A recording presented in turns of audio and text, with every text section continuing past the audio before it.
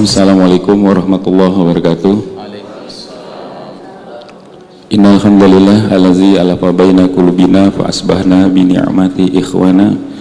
Asyhadu an la ilaha illallah wa la syarikalah wa asyhadu anna Muhammadan abduhu wa rasuluhu allazi arsala rasulahu bil huda wa dinil haqq liyuzhirahu ala dini kulli walau karihal musyrikun walau karihal kafirun wa kafa billahi syahida. Qala Allah Ta'ala fil kitabil karim wa na'udzu billahi minasyaitonir rajim.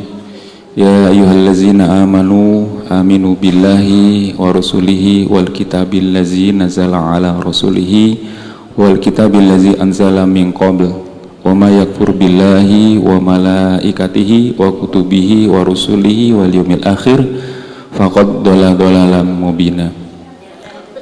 Wa qala Rasulullah sallallahu alaihi wasallam talabun ilmi faridatun ala kulli muslimin wal muslimat. Sadaqallahul lazim wa sadaqa rasul karim. Akhwati fillah rahimakumullah, jamaah musala Baitur Rahmah klaster Kristen Banjarwijaya yang saya muliakan dan dimuliakan Allah Subhanahu wa taala. Pertama-tama tentunya kita panjatkan puji syukur kepada Allah Subhanahu wa taala bahwa pada hari ini kita masih diberi kesempatan untuk bermuajahah, bertemu dalam rangka kita memperdalam kajian keilmuan Islam kita. Di tengah-tengah kita telah hadir Ustadz Ihsan Tanjung. Beliau akan menyampaikan terkait dengan materi mewaspadai tanda-tanda besar kiamat, bahwa hari kiamat atau hari akhirat atau yaumil ba'ats, hari dibangkitkannya manusia, ini adalah bagian daripada arkanul iman, rukun iman kita. Sebagaimana tadi saya sampaikan di dalam surat An-Nisa, surat keempat ayat 136, bahwa Allah Subhanahu wa taala mengingatkan kita kepada orang-orang beriman supaya kita tetap berpegang pada keimanan kita. Ya ayyuhallazina amanu aminu billahi wa rasulihi wal kitabil ladzi nazala rasulih wal kitabil ladzi anzala min qabl. Jadi kita walaupun dinyatakan diri kita sebagai seorang beriman, tetapi kita tetap diingatkan untuk tetap beriman pada Allah, pada Rasulnya, pada kitab-kitab yang diturunkan, yaitu Al-Quran dan kitab sebelumnya, Taurat, Zabur, Injil, gitu ya, dan para malaikatnya. Bahkan di dalam ayat tersebut sebutkan bahwa kita, barang siapa yang kufur pada Allah, pada para nabinya, malaikat, dan hari akhir, maka faqad dhalla dhalalan mubina. Jadi sungguh dia akan mendapat orang menjadi orang yang sesat, gitu ya, sesat-sesatnya. Oleh karena itu hari kiamat ini sesuatu yang gaib tetapi sesuatu yang pasti, dan pasti juga sudah ada tanda-tandanya. Hari mungkin nanti ditandai dengan tanda-tanda yang kiamat kecil, mungkin sudah ada Ustaz ya, udah banyak. Nah, maksudnya apa? Kita harus memfahami tanda-tanda hari besar kiamat, tanda-tanda besar kiamat ini supaya kita mempersiapkan diri, gitu ya, mempersiapkan diri yang sebaik-baiknya, bahwa sudah pasti kiamat itu akan terjadi ya. Dengan seperti apa tanda-tandanya supaya kita juga menambah keteguhan dan keimanan kita. Dan pada kesempatan ini insyaallah Ustadz Ihsan Tanjung akan menyampaikan materi ini. Ini ada pertanyaan kemarin saat beberapa dari teman-teman, hubungannya Ustadz Ihsan Tanjung dengan satu lagi katanya Ustadz apa? Alfian Tanjung katanya. Sama-sama Tanjungnya mungkin sama-sama dari Sumatera, Ustadz, marganya Tanjung Ustadz ya. Nanti ditanya lagi hubungan dengan Akbar Tanjung apa gitu. Tapi yang jelas sama-sama saudara muslim ya. Beda ini aja, satu marga Ustadz ya, tapi beda, nggak ada hubungan saudara ya, saudara ya. Tapi kita persilakan pada Ustadz Ihsan Tanjung untuk menyampaikan materinya. Jazakallah Ustadz telah hadir di sini. Assalamualaikum warahmatullahi wabarakatuh. Waalaikumsalam. Ini suara ke dalam saja ya, nggak keluar ya. Bismillahirrahmanirrahim. Assalamualaikum warahmatullahi wabarakatuh. Alhamdulillahirabbil alamin. Wassalatu wassalamu ala asyrafil anbiya'i wal mursalin Sayyidina Muhammadin wa ala alihi wa ashabihi ajma'in. فقال الله تعالى في كتابه الكريم بعد أعوذ بالله من الشيطان الرجيم يا أيها الذين آمنوا اتقوا الله حق تقاته ولا تموتن إلا وأنتم مسلمون. Hadirin jamaah kaum muslimin muslimat rahimakumullah, alhamdulillah pada pagi hari ini Allah Ta'ala pertemukan kita dalam majelis ilmu. Mudah-mudahan majelis ini termasuk yang diberkahi Allah Ta'ala. Mudah-mudahan para malaikat turut hadir mendoakan ampunan Allah untuk kita yang menuntut ilmu semata mengejar ridhonya.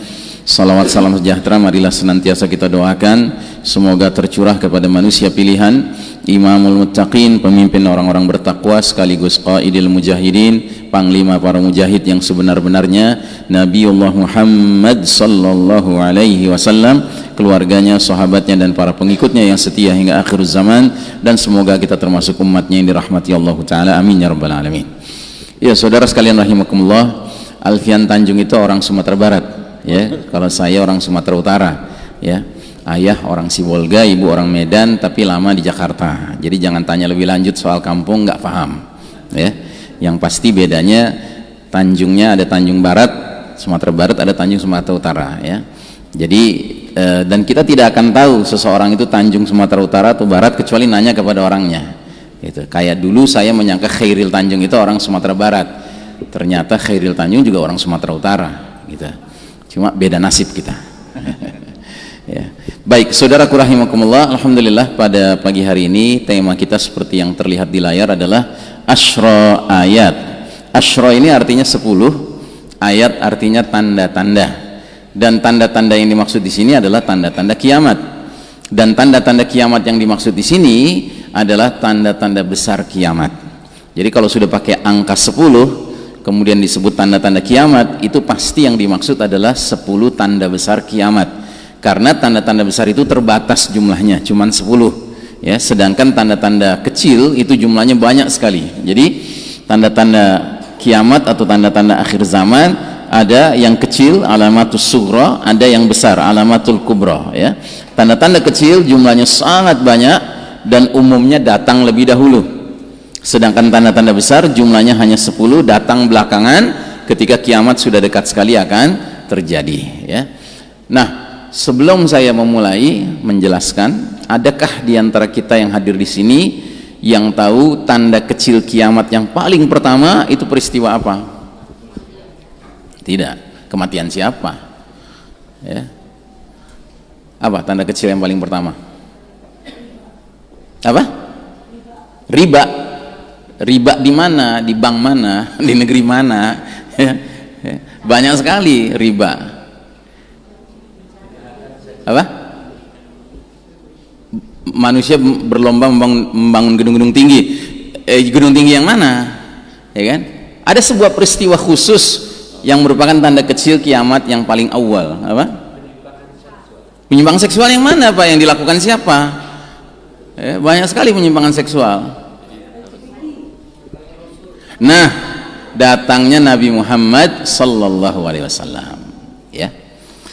Ada yang mengatakan diutusnya Nabi Muhammad SAW, ada yang mengatakan wafatnya Nabi Muhammad SAW, tapi yang jelas terkait dengan hadirnya Nabi Muhammad SAW, itulah tanda kiamat yang paling pertama.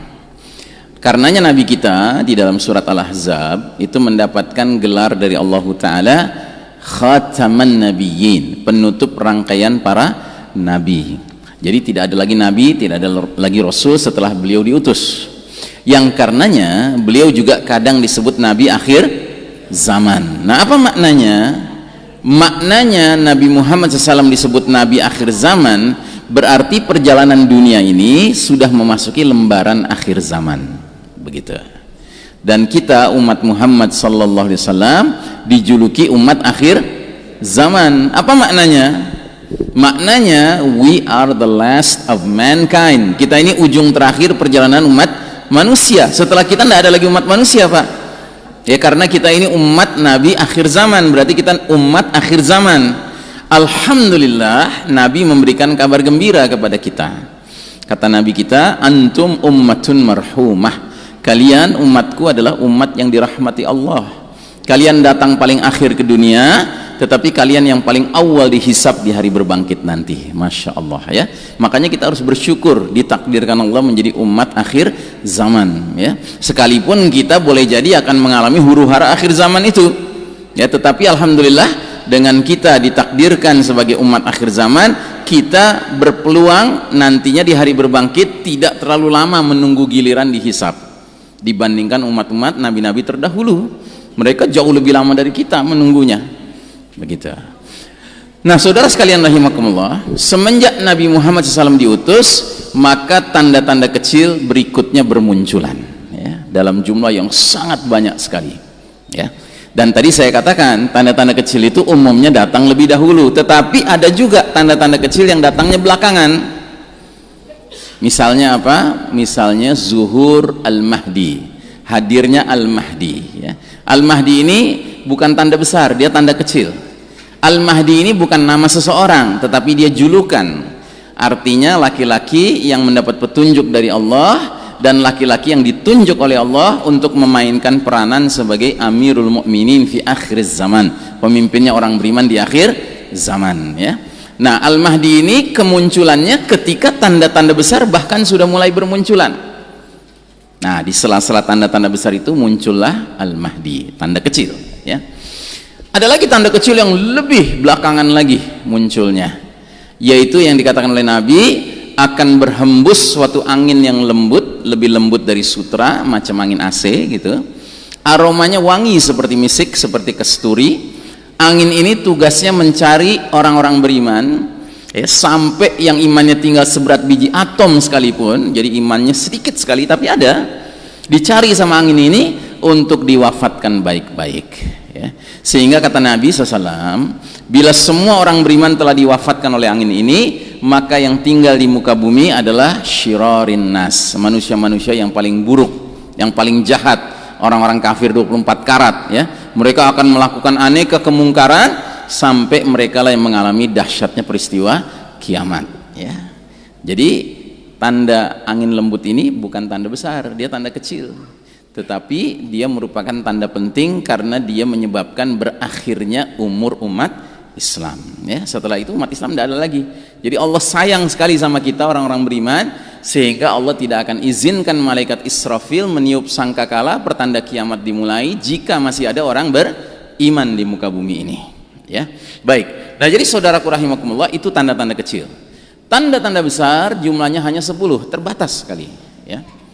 Dan dia punya ciri-ciri. Apa ciri-cirinya? Pertama, semua tanda besar datang belakangan ketika kiamat sudah dekat akan terjadi. 1.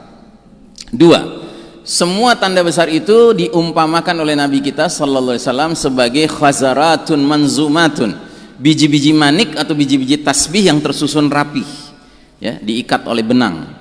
Nah begitu benangnya digunting, maka biji pertama jatuh, langsung diikuti dengan biji kedua, ketiga, keempat, sampai ke-10 dengan cepatnya. Dengan kata lain, jika tanda besar pertama sudah muncul, maka tanda-tanda besar kedua, ketiga, sampai ke-10 akan bermunculan dengan rentang waktu yang cepat ya. Itu tanda kedua, ciri kedua. Ciri ketiga, semua tanda-tanda besar bersifat extraordinary, luar biasa. Luar biasa dalam arti apa? Dalam arti dia keluar dari kebiasaan hukum yang lazim berlaku. Misalnya, tulu isyamsi min maghribiha, terbitnya matahari dari tempat terbenamnya. Itu peristiwa yang biasa atau luar biasa? Luar biasa. Makanya nanti manusia pada hari tersebut akan terheran-heran dan tercengang menanti-nanti matahari terbit seperti biasanya dari timur, tiba-tiba mereka dikagetkan matahari pada hari itu terbit dari barat ya. Dan memang Nabi mengatakan ini kalau sudah terjadi adalah indikasi di langit bahwasanya pintu taubat sudah tertutup. Kalau ada orang mau bertaubat pada saat matahari sudah keburu terbit dari barat, terlambat ya. Itu contoh. Contoh yang lain lagi, misalnya dabbatul ard, binatang melata keluar dari perut bumi. Jadi dalam Al-Quran dikatakan dabbatul ard ini ketika nanti keluar dari perut bumi diizinkan Allah berbicara dengan manusia. Kira-kira hewan berbicara dengan manusia itu perkara biasa atau luar biasa? Luar biasa. Bahkan bukan saja dia berbicara dengan manusia, tetapi dia punya tugas. Apa tugasnya? Memberi tanda siapa orang beriman, siapa orang kafir. Kalau dia ketemu orang beriman, dia buat cemerlang wajah orang beriman itu, bersinar, berkilau wajahnya. Tapi kalau ketemu orang kafir, dia kasih stempel di hidungnya. Sehingga kata Nabi Muhammad sallallahu alaihi wasallam, jika dabbatul ard sudah keluar dari perut bumi, umatku ketika itu yang masih hidup makan satu meja makan, tahu dengan calon penghuni surgakah atau dengan calon penghuni nerakakah, hanya dengan melihat wajah orang yang dia ajak makan bersama itu, ya. Nah, semua tanda-tanda besar pada prinsipnya bersifat extraordinary, keluar dari kebiasaan, hukum yang lazim berlaku. Baik, nah jadi saudaraku rahimakumullah, suatu ketika Umar bin Khattab radhiyallahu an menyampaikan, meriwayatkan sebuah hadis. Kata beliau mengawali hadis ini, bainama julusun inda Rasulillah sallallahu alaihi wasallam, suatu ketika kami para sahabat sedang duduk dengan Nabi dalam satu majelis, tiba-tiba datang seseorang yang kami tidak kenal. Pakaiannya putih bersih, ya, seperti bapak ini pakaiannya putih bersih, ya kan? Rambutnya hitam legam, tapi tidak ada tanda-tanda perjalanan jauh. Dan laki-laki ini langsung duduk di depan Nabi dan langsung bertanya. Pertanyaan pertama dia, akhbirni anil iman, coba terangkan kepadaku tentang iman. Nabi uraikan rukun iman yang 6, iman kepada Allah, para malaikatnya, kitab-kitabnya, rasul-rasulnya, hari akhir, dan takdir, khairihi wa syarrihi, takdir yang menyenangkan maupun takdir yang tidak menyenangkan. Kata Nabi begitu. Dia jawab, dia katakan, sodaqta, Anda benar. Maka kata Umar, kami para sahabat heran, kok laki-laki ini bertanya, dijawab, dia pula yang memberi penilaian. Pertanyaan kedua, akhbirni anil Islam, coba terangkan kepadaku tentang Islam. Nabi terangkan rukun Islam yang 5, syahadatain, saum Ramadan, salat 5 waktu, zakat, dan haji. Man istata'a ilaihi sabila, bagi orang yang diberi kesanggupan Allah menempuh perjalanannya. Sodaqta lagi kata dia, benar Anda kata dia. Pertanyaan ketiga, akhbirni anil ihsan, coba terangkan kepadaku tentang ihsan. Nabi uraikan kalimat dalam satu kalimat penjelasan tentang definisi ihsan. Kata Nabi, anta'budallaha ka'annaka tarahu fa illam takun tarahu fa innahu yarak.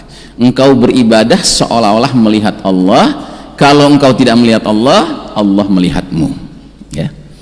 Nah, pertanyaan yang keempat, akhbirni anis sa'ah, coba terangkan kepadaku tentang kiamat. Nah, dalam hal ini Nabi menjawab, mal mas'ulu anha bi'a'lama minas sa'il. Orang yang ditanya tidak lebih tahu daripada orang yang bertanya. Artinya Nabi tidak tahu kapan kiamat terjadi. Tapi dikejar terus sama dia. Dia bertanya lagi, wa ma amaratiha, apa tanda-tanda kiamat sudah dekat? Nah, di dalam hadis ini Nabi sebutkan 2 tanda. Yang pertama kata Nabi, jika seorang budak perempuan sudah melahirkan majikannya, 1. Terus yang kedua kata Nabi, jika orang yang miskin, telanjang dada, tidak beralas kaki, penggembala domba, berlomba-lomba membangun gedung-gedung tinggi. Selesai. Laki-laki ini berdiri meninggalkan majelis. Terus Nabi bertanya kepada Umar yang duduk di sampingnya, ya Umar, kamu tahu siapa laki-laki tadi? Kata Umar, Allahu wa rasuluhu a'lam, Allah dan Rasulnya lebih tahu. Maka kata Nabi, itulah malaikat Jibril alaihissalam datang ke tengah-tengah kita mengajarkan din, agama kepada umat ini. Masya Allah, ya. Hadis ini bisa Anda temukan dalam kitab yang berjudul Al-Arba'in An-Nawawi, 40 hadis kumpulan Imam Nawawi. Dia hadis kedua ya urutannya, dan dia sering disebut hadis Jibril, ya. Nah, jadi saudaraku rahimakumullah, di dalam hadis ini sebahagian ulama menyimpulkan bahwa Jibril sedang mengajarkan kepada kita umat ini bahwasanya ajaran Islam yang laksana samudra ini, yang begitu luas dan begitu dalam ilmunya, ternyata kalau mau disederhanakan, pokok pelajarannya cuma 4. Pokok pelajaran pertama tentang keimanan, itu terwakili dengan rukun iman yang 6. Pokok pelajaran kedua tentang ibadah praktis, itu terwakili dengan rukun Islam yang 5. Pokok pelajaran yang ketiga adalah perkara akhlak, itu terwakili dengan definisi ihsan.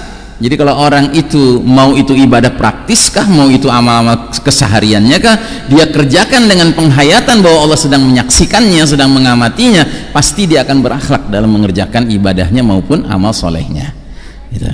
Nah, biasanya kita umat Islam, Untuk 3 pokok pelajaran ini Pak, soal keimanan, soal ibadah praktis, soal akhlak, kita sudah mengerti di mana mencarinya, bagaimana mencarinya, buku-bukunya yang mana, ya kita sudah mengerti.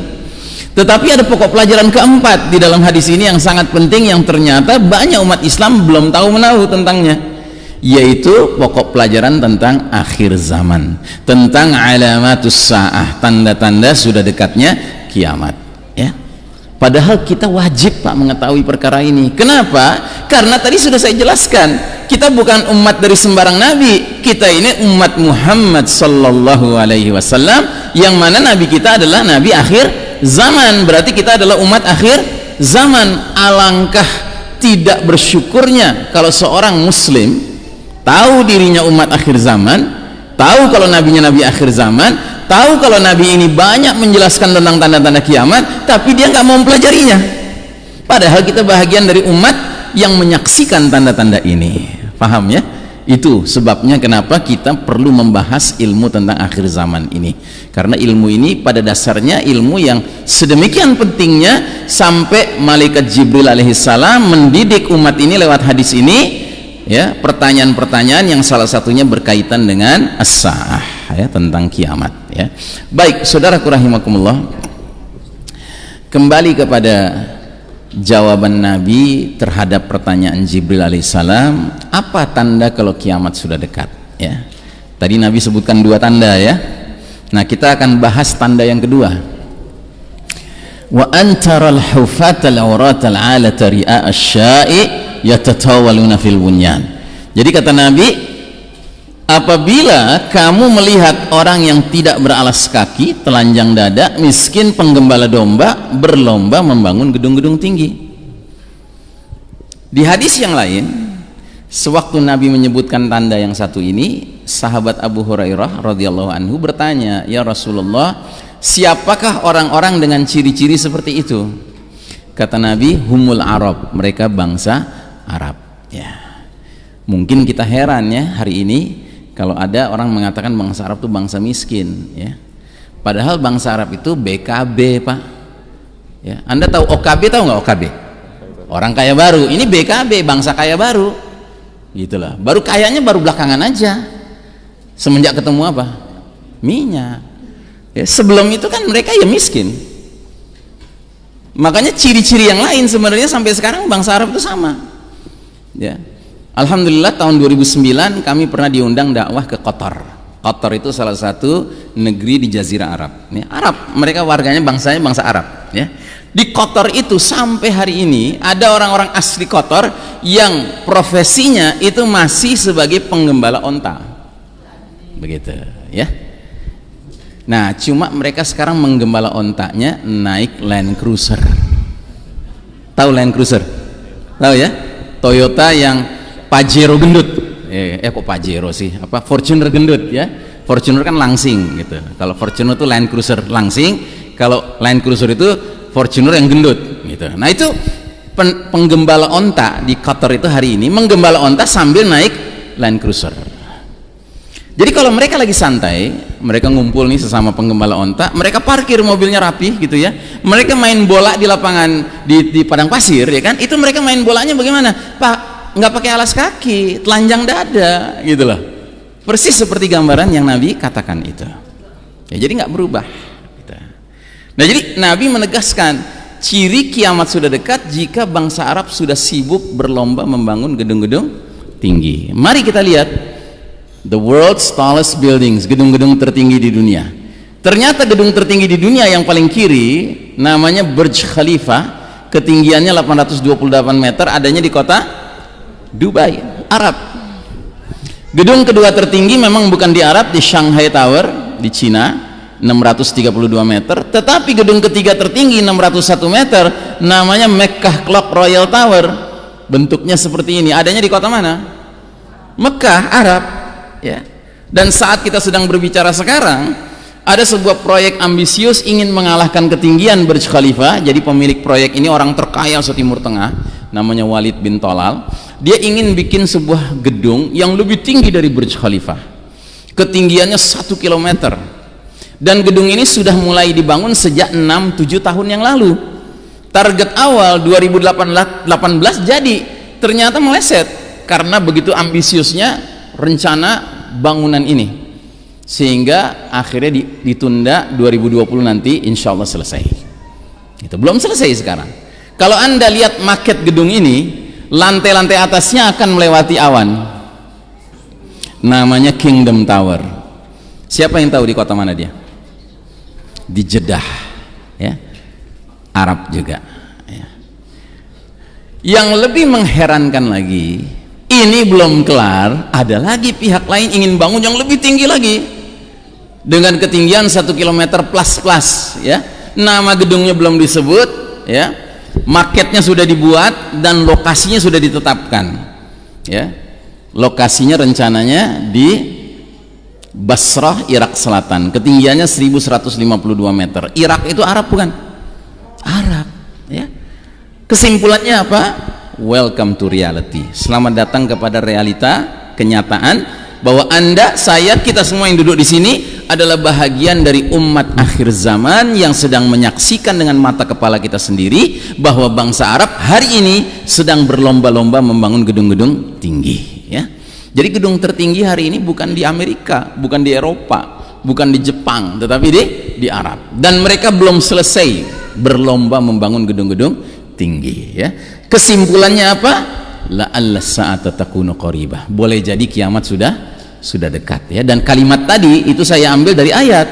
Jelas-jelas Allah mengatakan dalam surat Al-Ahzab 63, wa ma yudrika la'alla sa'ata takunu qaribah. Dan tahukah kamu wahai Muhammad, boleh jadi kiamat itu sudah dekat waktunya, ya. Karenanya para pengamat akhir zaman punya pandangan bahwasanya kondisi dunia modern dewasa ini praktis hampir semua tanda-tanda kecil yang begitu banyak sudah bermunculan, dan kita patut khawatir sekarang ini kita sudah berada di ambang menjelang munculnya tanda-tanda besar, ya. Jadi artinya tanda-tanda besar itu sudah di pengkolan jalan, ya, around the corner gitu, ya. Nanti begitu kita belok sudah muncul dia, ya. Dan karenanya kita punya kaedah. Kalau kita mempelajari ilmu akhir zaman ini, lama kelamaan kita semakin yakin dengan kaedah itu. Apa itu kaedah itu?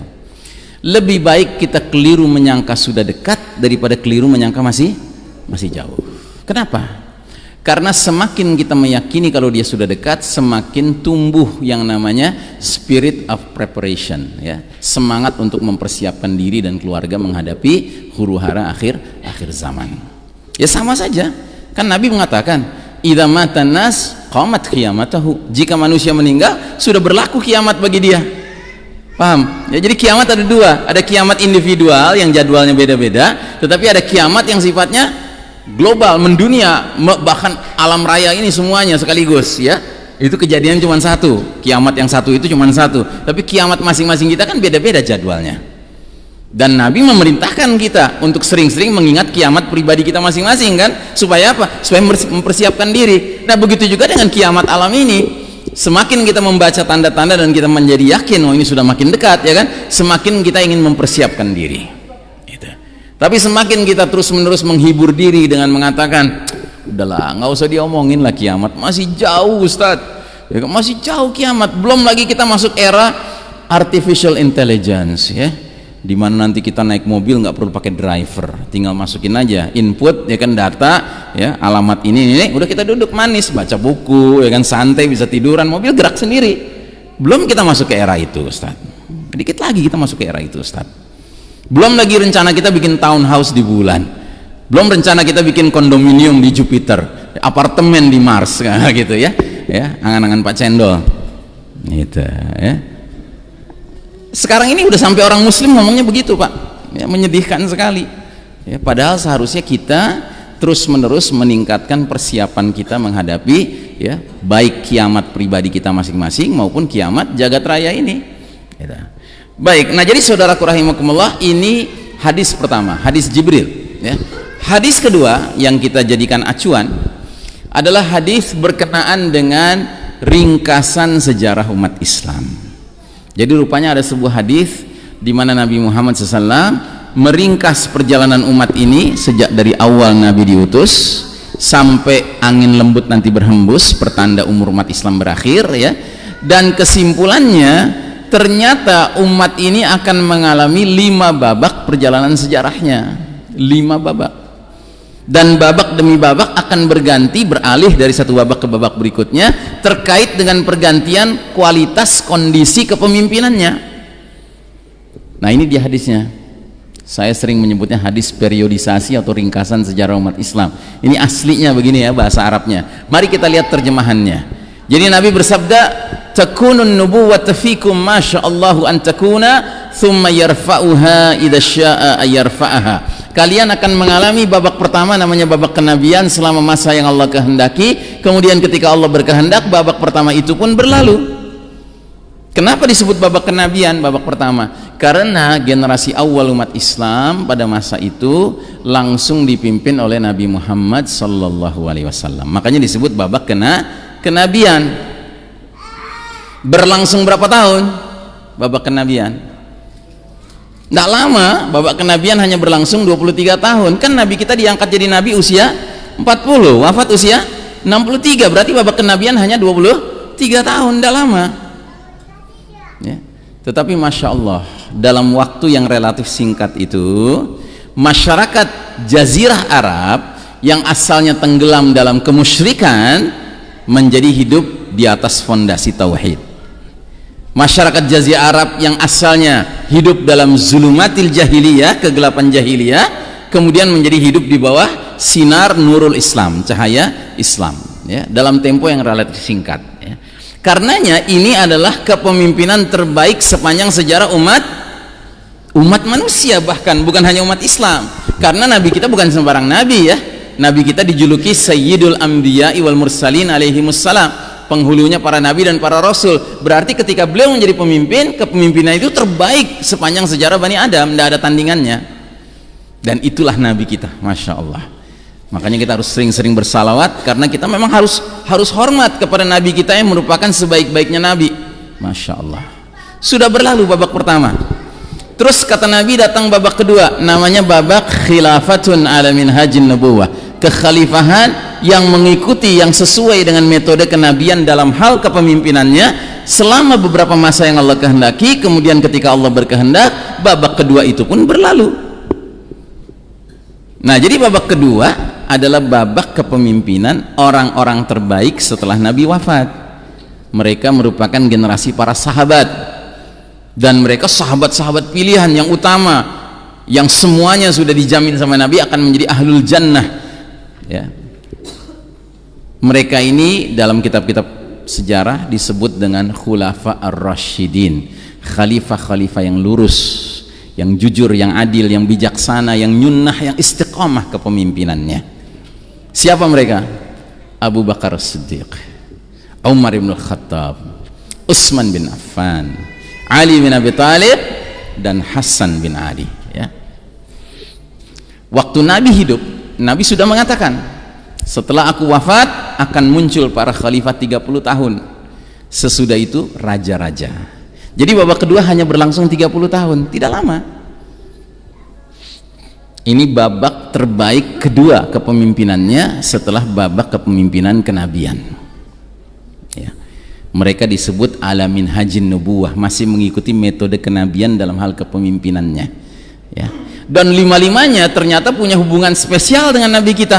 Abu Bakar dan Umar apanya Nabi? Mertuanya Nabi. Putri-putri mereka dinikahi oleh Nabi SAW menjadi Ummul Mukminin, ibundanya orang-orang beriman. Istimewa sekali. Utsman dan Ali apanya Nabi? Menantunya Nabi. Putri-putri Rasul dinikahi oleh Utsman dan Ali.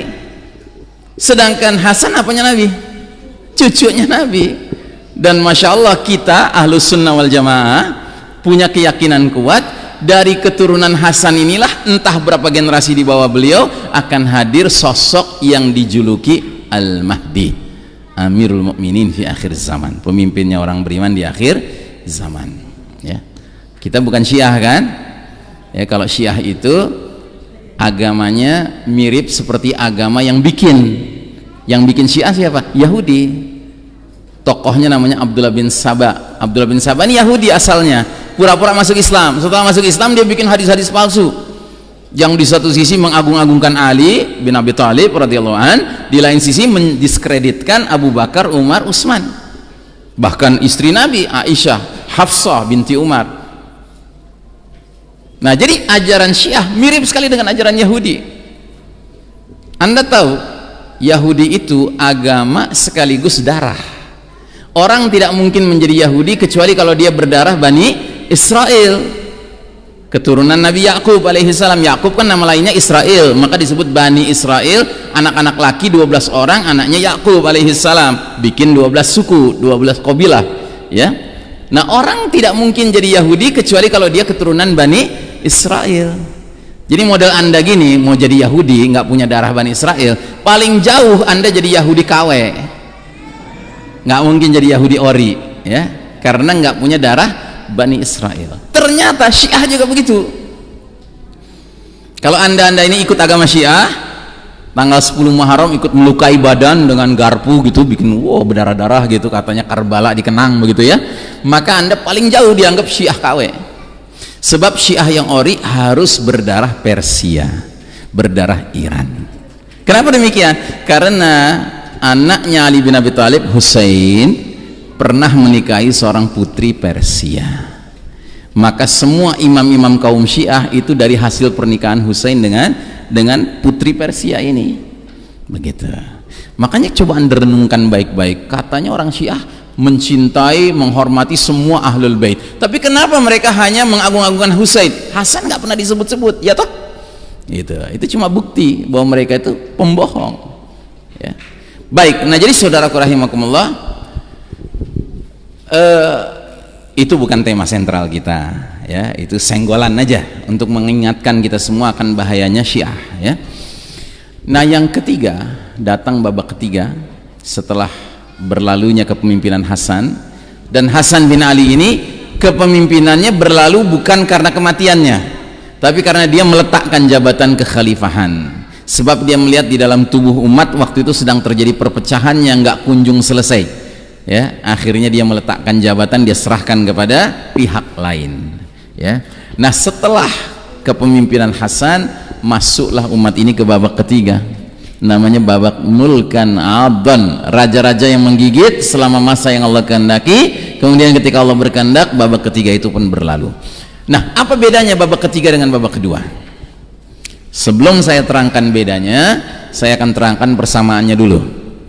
Di babak ketiga, pada dasarnya umat Islam memiliki para pemimpin yang julukannya, gelarnya sama dengan di babak kedua, gelarnya khalifah, ya. Kalau pemimpin tertingginya namanya khalifah, sistemnya namanya apa? Khilafah, ya. Seperti juga kalau pemimpin tertingginya namanya presiden, berarti sistemnya namanya republik atau nation state, negara bangsa, ya. Nah, ini kalau khalifah ya khilafah sistemnya.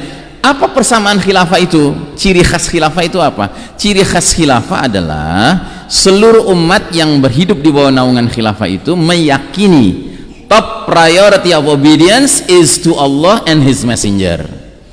Prioritas ketaatan harus diserahkan kepada Allah dan Rasulnya. Karenanya dalam sistem khilafah, Pak, semua permasalahan dikembalikannya kemana? Ke Quran dan Sunnah. Ngerti? Ya, itu ciri khas khilafah, Pak. Cuman kenapa Nabi nggak bilang bahwa di babak ketiga ini alamin hajin nubuah mengikuti metode kenabian? Karena memang ada sedikit perbedaan.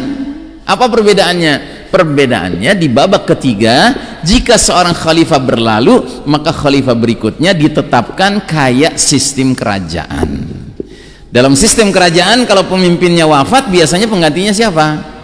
Bisa anaknya, bisa adik kandungnya, bisa keponakannya, bisa sepupunya. Pendek kata, ada keluarga berdarah biru yang mana kepemimpinan tertinggi beredar di kalangan mereka saja. Jelas? Ya, ini tidak terjadi di babak kedua. Abu Bakar Siddiq bukan ayahnya Umar bin Khattab, bukan abangnya Umar bin Khattab, bukan pamannya Umar bin Khattab, bukan sepupunya Umar bin Khattab. Gak ada hubungan. Umar bin Khattab bukan ayahnya Utsman, bukan abangnya Utsman, bukan pamannya Utsman, ya. Dan seterusnya. Semua setiap meninggal mesti melalui musyawarah senior-senior, sahabat senior mensepakati siapa orang terbaik yang pantas kita baiat jadi khalifah. Itu namanya alam minhajin nubuwah, mengikuti cara kenabian. Tetapi di babak ketiga sudah mulai ditinggalkan cara kenabian dalam hal suksesinya. Tetapi dalam hal pemberlakuan Quran dan Sunnah sebagai sumber nilai, sumber norma, sumber hukum satu-satunya, itu masih berlaku, ya. Baik, ternyata babak ketiga ini berlangsung lama sekali, Pak. Dalam catatan sejarah, babak ketiga berlangsung dari tahun 40 Hijriah sampai 1342 Hijriah. 1302 tahun, Pak. 13 abad ya berlangsung. Silih berganti jatuh bangun kerajaan-kerajaan Islam dalam sejarah Islam. Dan dari semua kerajaan Islam itu ada 3 yang terkenal dan berpengaruh sekali. Kerajaan kedaulatan keluarga Bani Umayyah, kedaulatan keluarga Bani Abbasiyah, dan Kesultanan Utsmani Turki. Ya, ini 3 yang terkenal, ya. Dan makin kemari, makin ke belakang, ya, itu wilayah khilafah itu makin luas, Pak. Sehingga Kesultanan Utsmani Turki itu wilayahnya paling luas, membentang dari Maroko di Afrika Barat sampai Maluku di Indonesia Timur. Itu semua wilayah kita dulu, Pak. Kita satu dalam satu kesatuan dulu.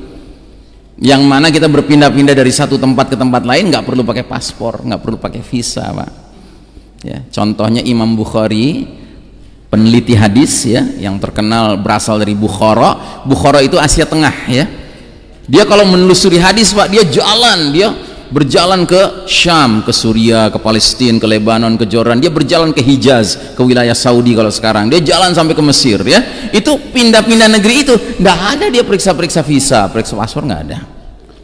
Pokoknya kalau ketemu sama orang setempat yang ditanya, anta muslim? Nah, muslim. Ahlan. Baiti baituka. Rumahku rumah kamu. Masya Allah. Ya. Itu dulu, Pak. Ya. Zaman normal. Itu. Kalau sekarang zaman nggak normal, Pak. Kita mau pergi ke Baitullah saja, Ka'bah, kan ribetnya luar biasa, Pak. Ngantri berapa puluh tahun? 20 tahun sekarang, ya. Ya Allah, jangan-jangan kalau ngantrinya baru sekarang nggak nyampe itu. Ya kan? Karena kita diatur oleh aturan-aturan yang mengada-ada gitu. Baik. Nah, saya biasanya nggak terlalu senang menyebutnya khilafah. Saya lebih senang menyebutnya rumah. Itu rumah kita, Pak. Jadi rumah kita dulu besar sekali, membentang dari Maroko di Afrika Barat sampai Maluku di Indonesia Timur. Dan kalau Anda pelajari sejarah Indonesia, Anda akan temukan itu semua. Samudra Pasai, kerajaan Samudra Pasai di Aceh dan Sumatera Utara itu dulu surat menyurat ke pusat negara kemana? Ke Turki.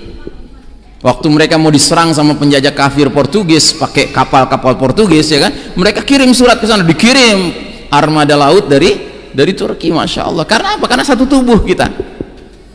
Kerajaan Tidore, ya kan? Keraton Jogja. Coba lihat di Keraton Jogja. Pemimpin tertingginya namanya apa? Khalifatullah Panotogama. Ya, ini mengacu ke sana semua, ya. Nah, kira-kira waktu dulu kita hidup dalam satu rumah dengan penuh keadaan yang aman, nyaman, tentram itu, ada ndak pihak yang cemburu dengan kita? Ada, ya. Siapa kira-kira?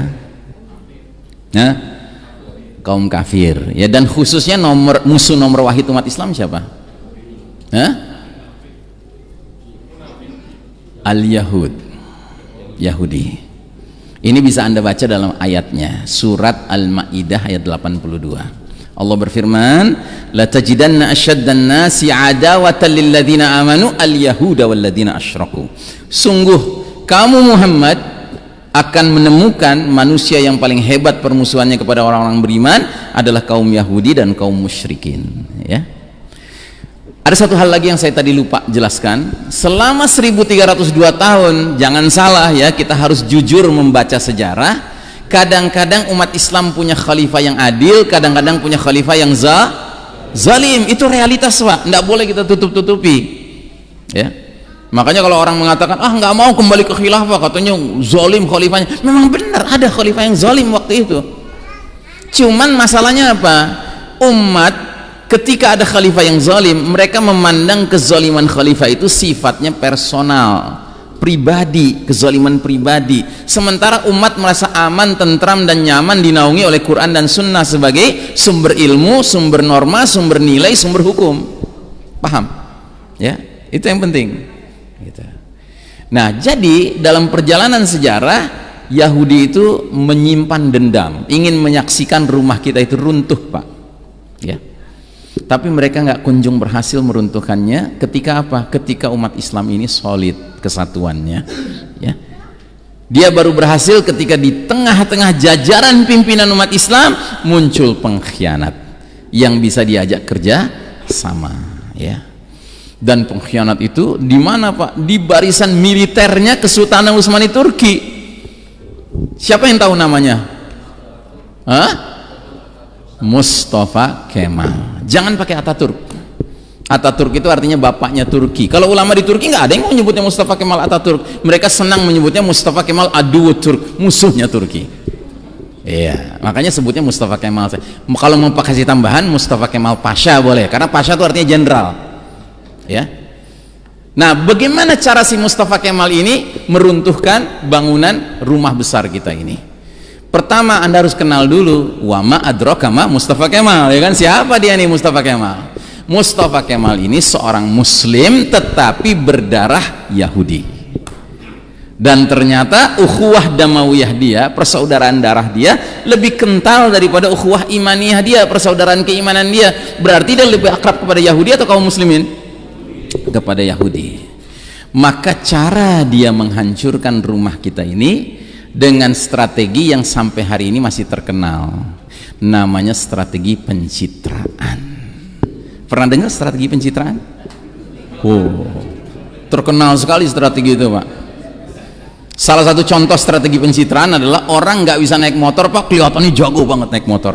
Itu contoh saja, ya, nggak usah jauh-jauh, sampai contoh saja. Nah, apa? Lain lagi tuh ceritanya. Oke, jadi saudaraku rahimakumullah, apa yang dilakukan si Mustafa Kemal ini untuk bikin pencitraannya? Dia kerjasama di belakang layar dengan pihak musuh. Dalam hal ini Inggris. Inggris itu dulu banyak sekali dipengaruhi oleh Yahudi. Jadi salah satunya yang terkenal sekali, diadakanlah sebuah kesepakatan antara Inggris dengan Mustafa Kemal bahwa kita Inggris dengan Utsmani Turki harus berperang. Berperangnya di mana? Di Gallipoli. Gallipoli itu wilayah Inggris. Nanti dalam peperangan itu kita Inggris akan sengaja ngalah gitu, ya kan, kalian yang menang. Dengan syarat yang mimpin pasukan Utsmani Turki harus kamu langsung, wahai Mustafa. Gitu. Ya kan? Nah, jadi dia mimpin langsung, menang, Pak. Berhasil dia merebut hati umat, kan? Karena dia patriot gitu, terkenal. Dan ini nggak sekali dua kali, Pak, berkali-kali gitu. Makanya nggak kurang-kurang seorang pujangga dari Mesir kena ketipu sama Mustafa Kemal. Dia bikin syair panjang lebar mengagung-agungkan, memuji-muji Mustafa Kemal. Bukan karena dia benar-benar mau memujinya, tapi karena dia masuk dalam perangkap pencitraannya itu. Akibatnya umat juga menjadi mencintai dia. Nah, ketika dia sudah yakin umat mencintai dia, barulah dia mulai melemparkan pikiran-pikiran sesatnya. Apa yang dia katakan? Hai umat Islam, kalau kita mau maju nggak ada jalan lain. Kita harus mengekor kepada bangsa-bangsa yang sudah maju lebih dahulu dari kita. Dan yang dia maksud siapa?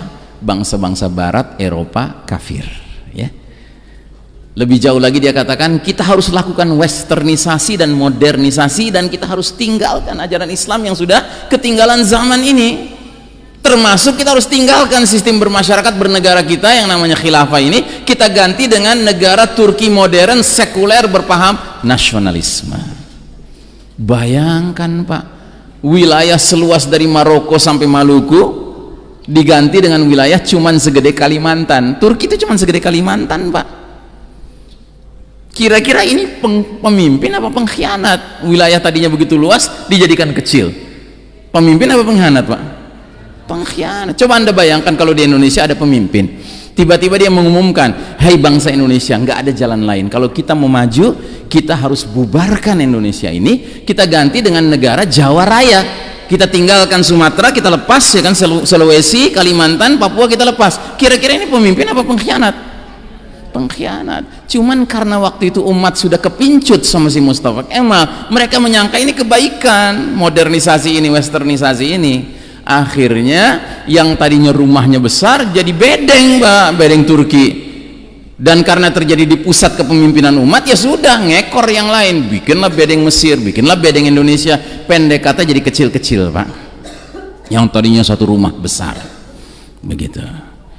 Dan ini terjadi tahun berapa? 1342 Hijriah, 1924 Masehi. Bubar, Pak, tatanan umat Islam yang sudah berlangsung ribuan tahun, yang bersumber dari Quran dan Sunnah, bubar, Pak, digantikan dengan bedeng-bedeng yang masing bedeng-bedeng itu punya spirit yang berbeda-beda spiritnya, yang pasti sudah bukan Quran dan Sunnah lagi begitu ya. Dan cilakanya belum sampai 100 tahun, kan belum 100 tahun ya, 1342, kita sekarang 1440, nanti 2 tahun lagi baru 100 tahun. Atau kalau pakai hitungan Masehi 1924, sekarang 2019, nanti 5 tahun lagi baru 100 tahun. Belum ada 100 tahun umat Islam tinggal di bedeng-bedeng, sudah mulai ada sebagian umat Islam teriak-teriak, Pak, bedeng harga mati. Coba bayangkan, padahal dulu pernah tinggal di sebuah rumah yang megah, yang besar, ya kan, tinggal di bedeng aja sombong amat gitu ya. Coba Anda bayangkan, saudara-saudara kita di Palu, di Lombok, rumahnya rata dengan tanah gara-gara gempa. Datang dong relawan dari berbagai penjuru membantu. Biasanya bantuan awal apa? Makanan, minuman, tenda, ya kan? Dibangunkan tenda. Mau nggak mereka tinggal di tenda? Mau nggak mau? Lewong nggak ada tempat tinggal lain, nggak ada tempat bernaung lain. Tapi kalau sudah berjalan waktu, Pak, rehabilitasi terjadi, mulai dibangun rumah-rumah walaupun sederhana tapi rumah permanen terbuat dari beton begitu, ya kan? Kira-kira mereka disuruh pindah dari tenda ke rumah itu mau tidak? Ya mau dong. Aneh kalau mereka disuruh pindah, mereka teriak apa? Tenda harga mati. Gitu, ya kan? Aneh sekali kan? Gitu. Nah, ini yang terjadi sekarang. Jadi begitu kita meninggalkan babak ketiga, kita masuk babak keempat, kata Nabi, kita memasuki satu kepemimpinan namanya mulkan jabriyan. Kepemimpinan para penguasa yang memaksakan kehendak mereka. Mulai diabaikan kehendak Allah dan Rasulnya, dan memang betul di masing-masing bedeng ini sudah tidak lagi Allah dan Rasulnya sebagai top priority of obedience, ya, kepatuhan prioritas utamanya bukan lagi kepada Allah dan Rasulnya. Ini yang terjadi. Maka si musuh Yahudi tinggal meresmikan saja rumah versi mereka. Kalau tadi rumah versi kita kan IMB-nya langsung dari Allah, izin mendirikan bangunannya. Anda tahu nggak IMB-nya nomor berapa? Nomor SK 230. 2 itu Al-Baqarah ayat 30. Inni ja'ilun fil ardi khalifah. Aku punya rencana bikin khalifah di muka bumi ini. IMB-nya dari Allah. Nah, ketika sudah porak-poranda rumah ini, tinggal di bedeng-bedeng, ya sudah, sama musuh Yahudi mereka perkenalkan rumah versi mereka yang simbolnya begini. Ini simbol apa ini? Hah? PBB, Perserikatan Bedeng-bedeng. Itu. Ya. Hanya mereka yang bermental bedeng lah yang yakin bahwa inilah rumah bernaungnya. Tapi orang yang ngerti sejarah, yang ngerti Islam, yang ngerti keseluruhan ajaran Allah Ta'ala ini, ya tentunya tidak dong. Mereka sadar ini bangunan rumah ini bikinan Yahudi ini. Makanya di dalam bangunan PBB ini dibuatlah banyak dewan, tetapi dewan yang paling menentukan namanya Dewan Keamanan PBB. Anggotanya berapa negara? 15 negara. Dengan catatan 10 negara adalah anggota tidak permanen, aplusan, gonta-ganti, nggak punya kekuatan apa-apa. Sementara 5 anggota permanen, punya hak veto, powerful, kuatnya luar biasa. Siapa mereka? Amerika, Inggris, Prancis, Rusia, Cina. Saya tanya, ada yang muslim? Nggak ada. Ini yang mimpin dunia sekarang. Jadi kalau Anda merasakan dunia sekarang ini dipimpin dengan kekacauan, ya memang iya. Yang mimpin orang kafir, Amerika, Inggris, Prancis, Rusia, Cina. Gitu. Dan ini baru pemimpin di depan layarnya, Pak. Di belakang layarnya siapa? Al-Yahud, lagi-lagi si Yahudi itu. Kenapa mereka di belakang layar? Karena memang Allah sudah jelaskan dalam Al-Quran, mereka nggak berani terang-terangan lawan kita, Pak. Surat Al-Hasyr, la yuqatilunakum jami'an illa fi quran muhassanatin aw min wara'i judur. Yahudi itu kayak orang munafik, nggak akan memerangi kalian secara serentak kecuali di balik benteng yang kokoh atau di balik dinding yang tebal. Nah, benteng yang kokoh mereka ada yang namanya PBB, ada yang namanya IMF, ada yang namanya World Bank, ya. Tapi ini hakikatnya adalah dinding-dinding tebal, benteng-benteng kokoh, tempat bersembunyinya Yahudi untuk memerangi kita. Makanya kalau Anda lihat Yahudi berperang langsung sama mujahid, sama muslim, padahal cuman remaja Palestina pegang batu saja, ya kan? Coba lihat, sering kan fotonya cuman remaja Palestina pegang batu kecil satu, yang ngadepin dia berapa? 5 tentara Yahudi, lengkap dengan helmnya, lengkap dengan baju anti pelurunya, lengkap dengan senjata canggihnya, ya kan? Kenapa? Karena Yahudi itu pengecut, ya. Sampai ada gurauannya, Pak. Everything in the world is made in China except fear, it's made in Israel. Gitu. Semua di dunia ini bikinan Cina kecuali satu, rasa takut itu bikinan Yahudi. Gitu. Makanya satu-satunya angkatan bersenjata di dunia ini yang pabrikasi seragamnya, seragam tentaranya, ya, itu bagian celananya sekaligus ada pampersnya, itu cuman Israel Defense Force, angkatan bersenjata Israel. Kenapa mesti ada pampersnya? Karena mereka seringkali terkencing-kencing menghadapi mujahidin. Gitu. Sementara orang Yahudi menganggap seperti kita juga, air seni itu najis. Gitu. Sementara kalau nyari toilet lagi perang kan susah. Gitu. Mendingan di situ aja. Gitu. Ya. Ini bukan penghinaannya, ini realita. Ya, realita betapa pengecutnya orang Yahudi. Nah, jadi saudaraku rahimakumullah, babak keempat inilah babak di mana kita sedang hidup hari ini. Dan babak keempat ini babak di mana berlaku hadis lubang biawak ini. Hadis lubang biawak. Nabi sudah jelaskan 15 abad yang lalu, sungguh kalian umat Islam kelak nanti di akhir zaman akan mengikuti kebiasaan cara hidup bangsa-bangsa sebelum kalian, sejengkal demi sejengkal, sehasta demi sehasta, sehingga sekiranya mereka yang kalian ikuti masuk lubang biawak sekalipun, kalian terus saja mengikuti mereka. Para sahabat bertanya-tanya, ya Rasulullah, apakah mereka itu kaum Yahudi dan Nasrani? Kata Nabi, faman, who else, siapa lagi kalau bukan mereka? Para sahabat mendengar hadis ini 15 abad yang lalu tercengang. Tercengang bukan karena ragu sama Nabi, mereka yakin Nabi tidak pernah bohong. Cuman yang bikin mereka tercengang, kok bisa ya umat ahli Quran suatu ketika ngekor sama umat ahli Taurat, ahli Injil? Ini apa yang terjadi? Nah, dulu para sahabat bingung, ya. Nah, kita yang hidup di babak keempat sekarang ini, asalkan mau menggunakan kacamata iman tauhid melihat situasi dunia, bukan saja mengerti hadis ini, ya, kita yang mengalami hari ini. Coba lihat hari ini, ya.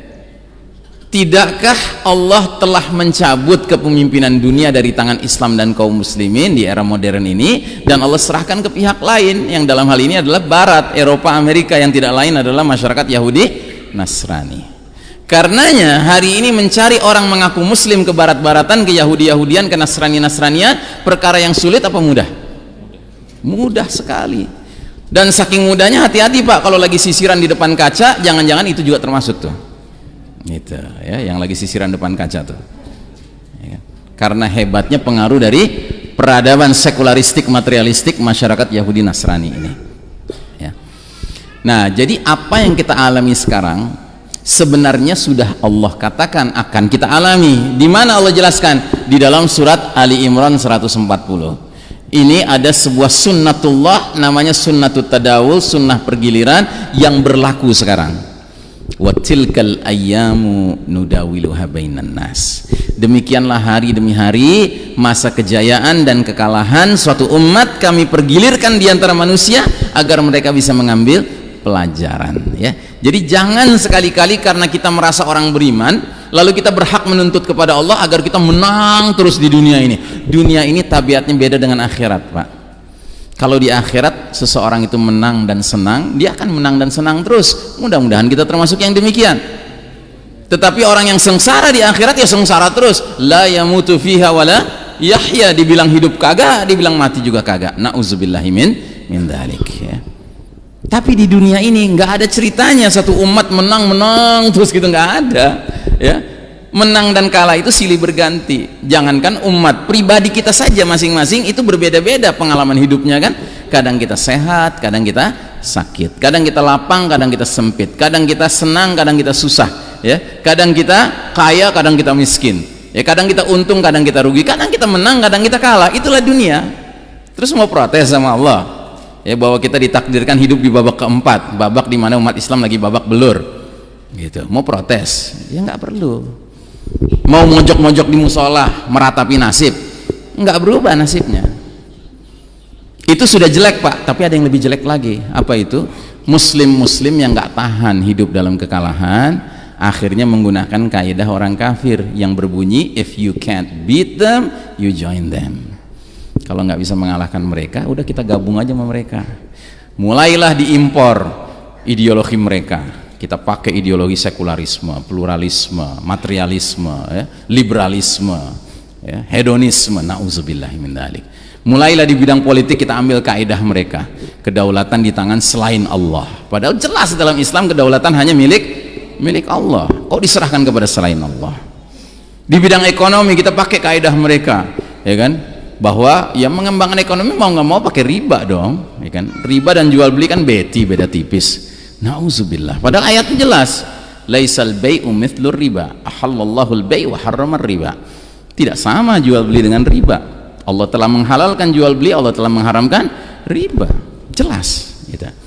Di bidang hukum, ya kan, kita singkirkan hukum bikinan Allah, kita pakai hukum bikinan manusia dengan alasan apa? Hukum Allah udah kuno. Lagian ngeri, masa orang mencuri dipotong tangannya. Gitu, ya kan? Kalau hukum bikinan manusia kan sangat modern, beradab, civilized. Nauzubillahi min dzalik. Enggak begitu, Pak, kita berpikirnya. Ya, kita yakin seyakin-yakinnya semua yang Allah tentukan adalah kebaikan. Ya. Sekarang Anda bayangkan, contoh sederhana saja. Bagaimana koruptor akan kapok, Pak, korupsi? Kalau setiap kali dia melihat koruptor yang lain ketangkep, ya kan? Akhirnya muncul di televisi senyum-senyum dada-dada gitu. Ya kan? Selfie-selfie lagi dengan wartawan. Gitu. Ajib. Tapi coba kalau hukum Allah diberlakukan, terbukti koruptor benar-benar korupsi, nisabnya memenuhi syarat untuk dihukum, ya kan? Kemudian dihukumlah dia dengan apa? Dipotong tangannya. Ya, dibuat di media massa semuanya memperlihatkan punishmentnya itu, hukumannya itu. Kira-kira calon-calon koruptor berikutnya mau nggak korupsi? Mikir itu. Dan ingat ya, dipotong tangannya bukan dihukum mati, bukan, dipotong tangan supaya apa? Supaya dipermalukan. Ya, nanti kan dia tangannya nggak ada sebelah tuh, ya kan? Ditanya orang kenapa tangan?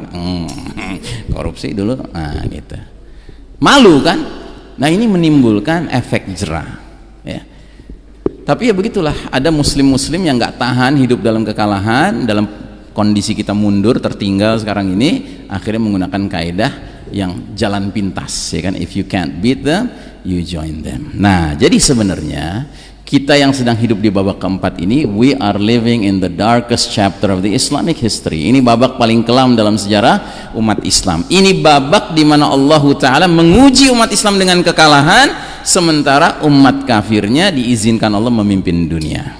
Ini realita, Pak. Loh, kok Ustadz bilang diizinkan Allah? Emang Allah ngizinin? Iya. Tolong bedakan antara izin Allah dengan ridha Allah. Sesuatu bisa terjadi di muka bumi ini hanya karena dapat izin dari Allah, tapi belum tentu yang Allah izinkan pasti Allah ridhai. Tolong dibedakan, Pak. Jadi jangan bilang tuh kan jagoan gue jadi presiden berarti Allah ridho sama dia. Nanti dulu, Allah izinkan dia jadi presiden, iya. Allah ridho enggak? Ya tergantung. Kalau dia memimpin dengan Quran dan Sunnah, Allah ridho. Kalau enggak ya maaf gitu. Bagaimana Allah akan ridha kalau dia nggak memuliakan, nggak mengagungkan undang-undang yang datang dari Allah Subhanahu wa Ta'ala. Nah, jadi saudaraku rahimakumullah, kita telah melewati babak demi babak, dan ini ada garis merah mengiringi perjalanan sejarah umat Islam. Ini bukan garis kemiskinan ya, Pak. Ini garis kejayaan. Kapan umat Islam berada di atas, mereka berjaya. Di babak pertama di atas, babak kedua masih di atas, babak ketiga masih di atas. Begitu masuk babak keempat meluncur ke bawah. Sebaliknya yang naik ke atas garis merah di babak keempat ini adalah kaum kafir.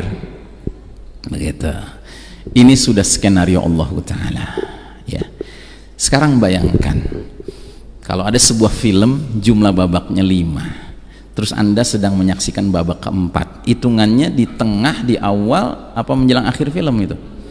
Menjelang akhir film. Dan semua film laga biasanya kalau jumlah babaknya 5, babak keempat jagoannya lagi menang, lagi kalah. Lagi kalah. Ya kan? Bahkan kita nonton filmnya udah sampai waduh mati nih jagoan gue kan gitu.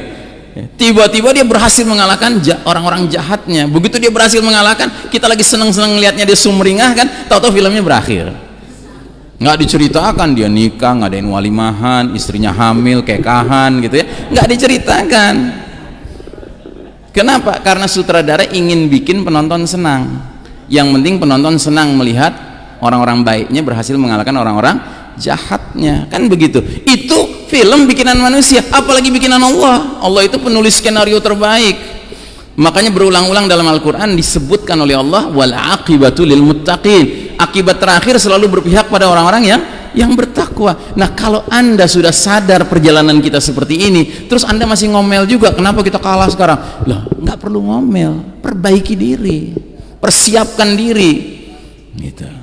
Karena babak keempat ini memang sudah digambarkan oleh Nabi, ini babak yang kelam. Nabi mengatakan dalam hadisnya, ya, di babak keempat ini kondisi kita, segeralah kalian beramal sebelum datangnya fitnah yang begitu banyak, seperti malam yang gelap gulita. Jadi memang kita sekarang seperti malam yang gelap gulita, Pak. Bahkan Nabi sampai menggambarkan kondisi gelapnya itu menyebabkan umat Islam kena fenomena pagi hari masih dalam keadaan mukmin, sore harinya jadi kafir, atau sore harinya masih dalam keadaan mukmin, pagi harinya jadi kafir. Jelas-jelas Nabi bilang pagi beriman, sore kafir, sore beriman, pagi kafir. Nabi nggak bilang pagi berbuat baik, sore berbuat jahat, sore berbuat baik, pagi berbuat jahat. Perbandingannya bukan baik dan jahat, tapi antara iman dan kafir. Artinya apa? Di babak keempat ini jangan heran kalau umat Islam itu tidak sedikit yang terjangkiti dosa yang kelasnya bukan dosa kecil, bukan dosa besar, tapi dosa nawaqidul iman, pembatal keimanan, pembatal keislaman, pembatal dua kalimat syahadat. Kenapa? Ya karena yang mimpin orang kafir.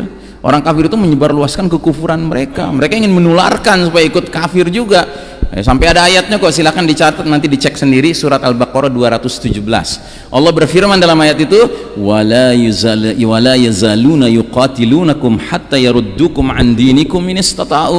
Mereka orang-orang kafir harbi itu artinya kafir yang membenci, memerangi Islam dan kaum muslimin, tidak henti-hentinya memerangi kalian sampai kalian murtad dari agama kalian. Memang itu rencana mereka, ya. Nah, salah satu fenomena pembatal keimanan, ya, adalah sebahagian umat Islam yang mengucapkan kalimat semua agama sama, semua agama baik, semua agama benar. Ketahuilah kalimat seperti itu termasuk bisa mengantarkan orang terkena vonis nawaqidul iman, batal imannya. Wah, Ustadz Iksan Tanjung ekstrim banget, masa ngomong gitu aja batal iman gitu. Saya soalnya pernah loh ngomong begitu.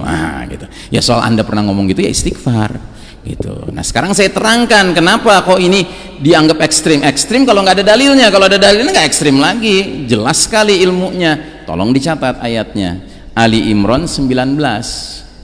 Apa kata Allah di ayat itu? Innad dina indallahil Islam. Sesungguhnya agama yang Allah ridhai di sisinya hanyalah Islam. Mana mungkin Allah ngomong begitu lalu kita sebagai pengikut Al-Quran, ya, membacanya ketemu ayat itu terus berani-berani berpendapat yang beda. Nggak gitu-gitu amat, maksudnya cuma Islam yang Allah ridhai. Saya punya tetangga orang Kristen baik banget sama saya, tiap dia masak mesti sebagian makanan dikirim ke saya. Sebelah kiri rumah saya Muslim, jenggotan segini, anggota partai Islam, koruptor. Enggak lah, agama mah baik-baik aja, ini mah orangnya aja, oknumnya aja. Ada nggak Muslim ngomong begitu zaman sekarang? Jangan bilang banyak, Pak, bilang ada. Bilang banyak makin panik kita. Gitu. Ya, ini realita, Pak. Jadi hati-hati, ya, ada jenis dosa yang kelasnya bukan kelas dosa kecil, bukan dosa besar, tapi dosa yang membatalkan iman. Bayangkan, yang semenjak dia melakukan dosa itu, kalau dia nggak taubat, ya kan, semua yang dia kerjakan, mau sholatnya, puasanya, hajinya, umrohnya, nggak ada nilainya sebelum dia taubat dari dosa tersebut. Jelas ya? Gitu. Baik. Nah, jadi saudaraku rahimakumullah, alhamdulillah, ternyata kondisi kita di babak keempat sekarang ini bukan kondisi permanen. Ini alhamdulillahnya.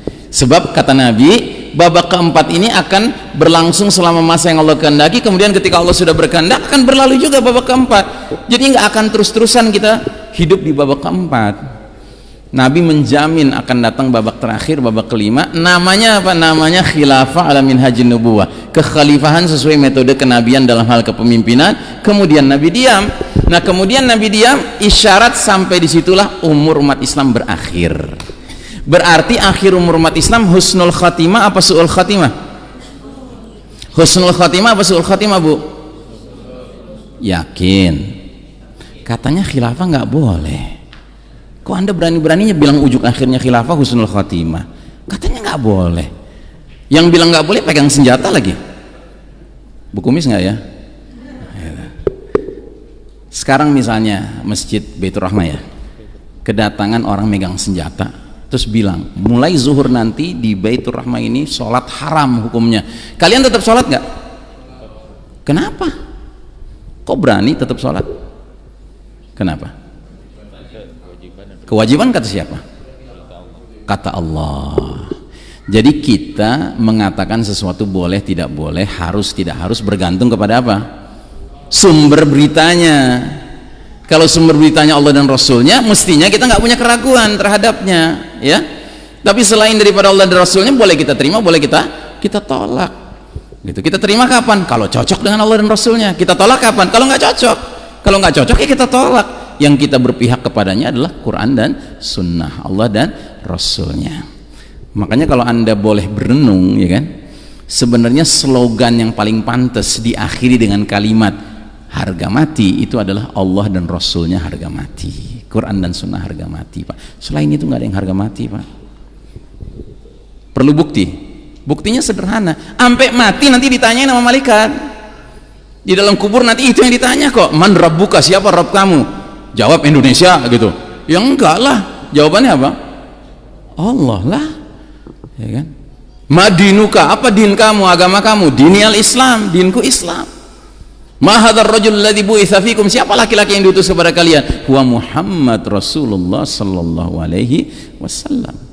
Nah, jadi kalau mau nambahin, Pak, slogan ya, semboyan yang pakai ujung akhirnya harga mati, Pak, itu Allah dan Rasulnya harga mati, enggak yang lain. Gitu. Nggak ada nanti malaikat nanya di dalam kubur, ma jinsiyatuka, apa kebangsaan kamu? Nggak ditanya, Pak. Nggak dibawa mati, Pak, kebangsaan itu. Yang dibawa mati adalah akidah kita, iman kita kepada Allah dan Rasulnya. Baik, nah jadi saudaraku rahimakumullah, ujung akhir umur umat Islam husnul khatimah apa su'ul khatimah? Alhamdulillah husnul khatimah, ya. Baik, nah cuma masalahnya begini, tidak mungkin kita berpindah dari babak yang penuh kezoliman di mana kita hidup sekarang ini menuju babak penuh keadilan, kejayaan Islam nanti, babak khilafah alamin haji nubuwah, itu seperti jalan-jalan di taman bunga sambil nyanyi-nyanyi main gitar. Nggak mungkin, Pak. Mau tidak mau perpindahan kita dari kondisi penuh kezoliman menuju kondisi penuh keadilan harus bersimbah keringat, air mata dan darah. Kata orang barat, blood, sweat and tears, ya. Kok ngeri gitu sih Ustadz, apa udah nggak kebanyakan perang Ustadz gitu, kok Ustadz ngomongin keringat, air mata dan darah? Ya sorry aja, begitulah yang dicontohkan pemimpin kita Nabi Muhammad SAW dan para sahabat. Mereka menegakkan agama Allah, apa iya mereka nggak berkeringat, nggak meneteskan air mata, nggak meneteskan darah? Ya meneteskan lah gitu. Memangnya kita sedemikian hebatnya bisa menegakkan agama Allah dengan cara yang lebih apa ya, santun kali, bijaksana kali istilahnya gitu. Misalnya dengan cara permainan sekali 5 tahun ngabisin uang triliunan pakai kardus lagi gitu, ya nggak mungkin lah Islam ditegakkan dengan cara begitu, ya kan? Islam harus ditegakkan dengan jalan yang dulu ditempuh para pendahulu kita, yang bahasa Al-Qurannya 3, Pak. Alladzina amanu wa hajaru wa jahadu fi sabilillah, beriman, berhijrah dan berjihad, ya. Jadi kita ini harus beriman dan kokohkan iman sampai satu hari kita hijrah. Hijrah itu ada 2. Ada hijrah yang maknawi, itu hijrah secara pemikiran, hijrah secara perasaan, hijrah secara perilaku, sampai hijrah makani. Makani itu hijrah geografis, pindah tempat tinggal kita, mau tidak mau. Wah, hijrah kemana Ustaz? Ya hijrah ke negeri tempat pemimpin kita akan muncul. Pemimpin kita siapa di akhir zaman namanya atau julukannya? Al-Mahdi. Tadi sudah saya isyaratkan. Munculnya di mana? Senayan.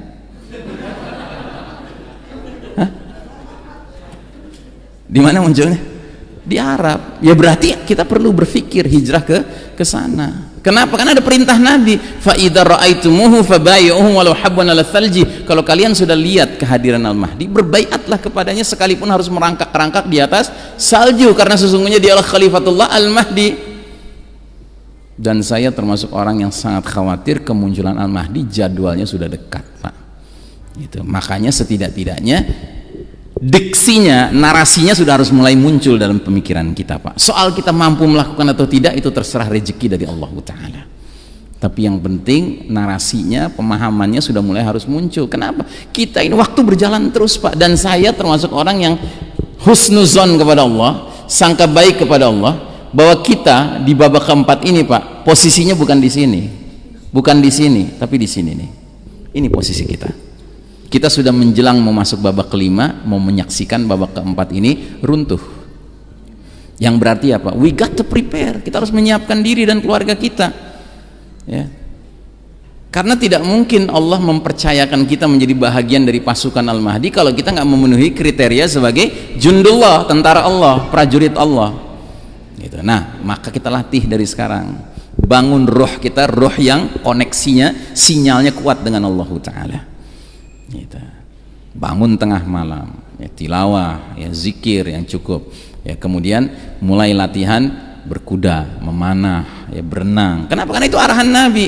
Apalagi nanti akan saya bahas bahwa nanti di akhir zaman sebelum Al-Mahdi muncul terjadi shutdown of modern technology, Pak. Teknologi modern ini selesai, Pak, nggak jalan terus ya. Baik, nah jadi saudaraku rahimakumullah, perpindahan kita dari babak keempat ke babak kelima ini mau tidak mau kita akan menyaksikan masa transisi penuh ujian, cobaan, rintangan, ya, kesulitan-kesulitan, termasuk 10 tanda besar akan mengiringi perpindahan kita. Wah, Ustadz udah mulai ngomongin 10 tanda besar, berarti kiamat udah dekat dong, Ustadz.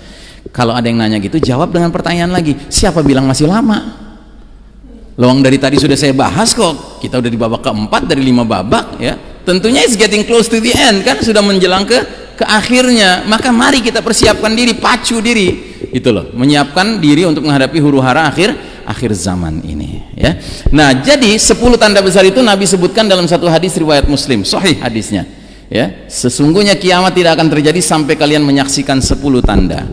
Ada ad-dukhan, kabut asap menyelimuti planet kita ini selama 40 hari 40 malam.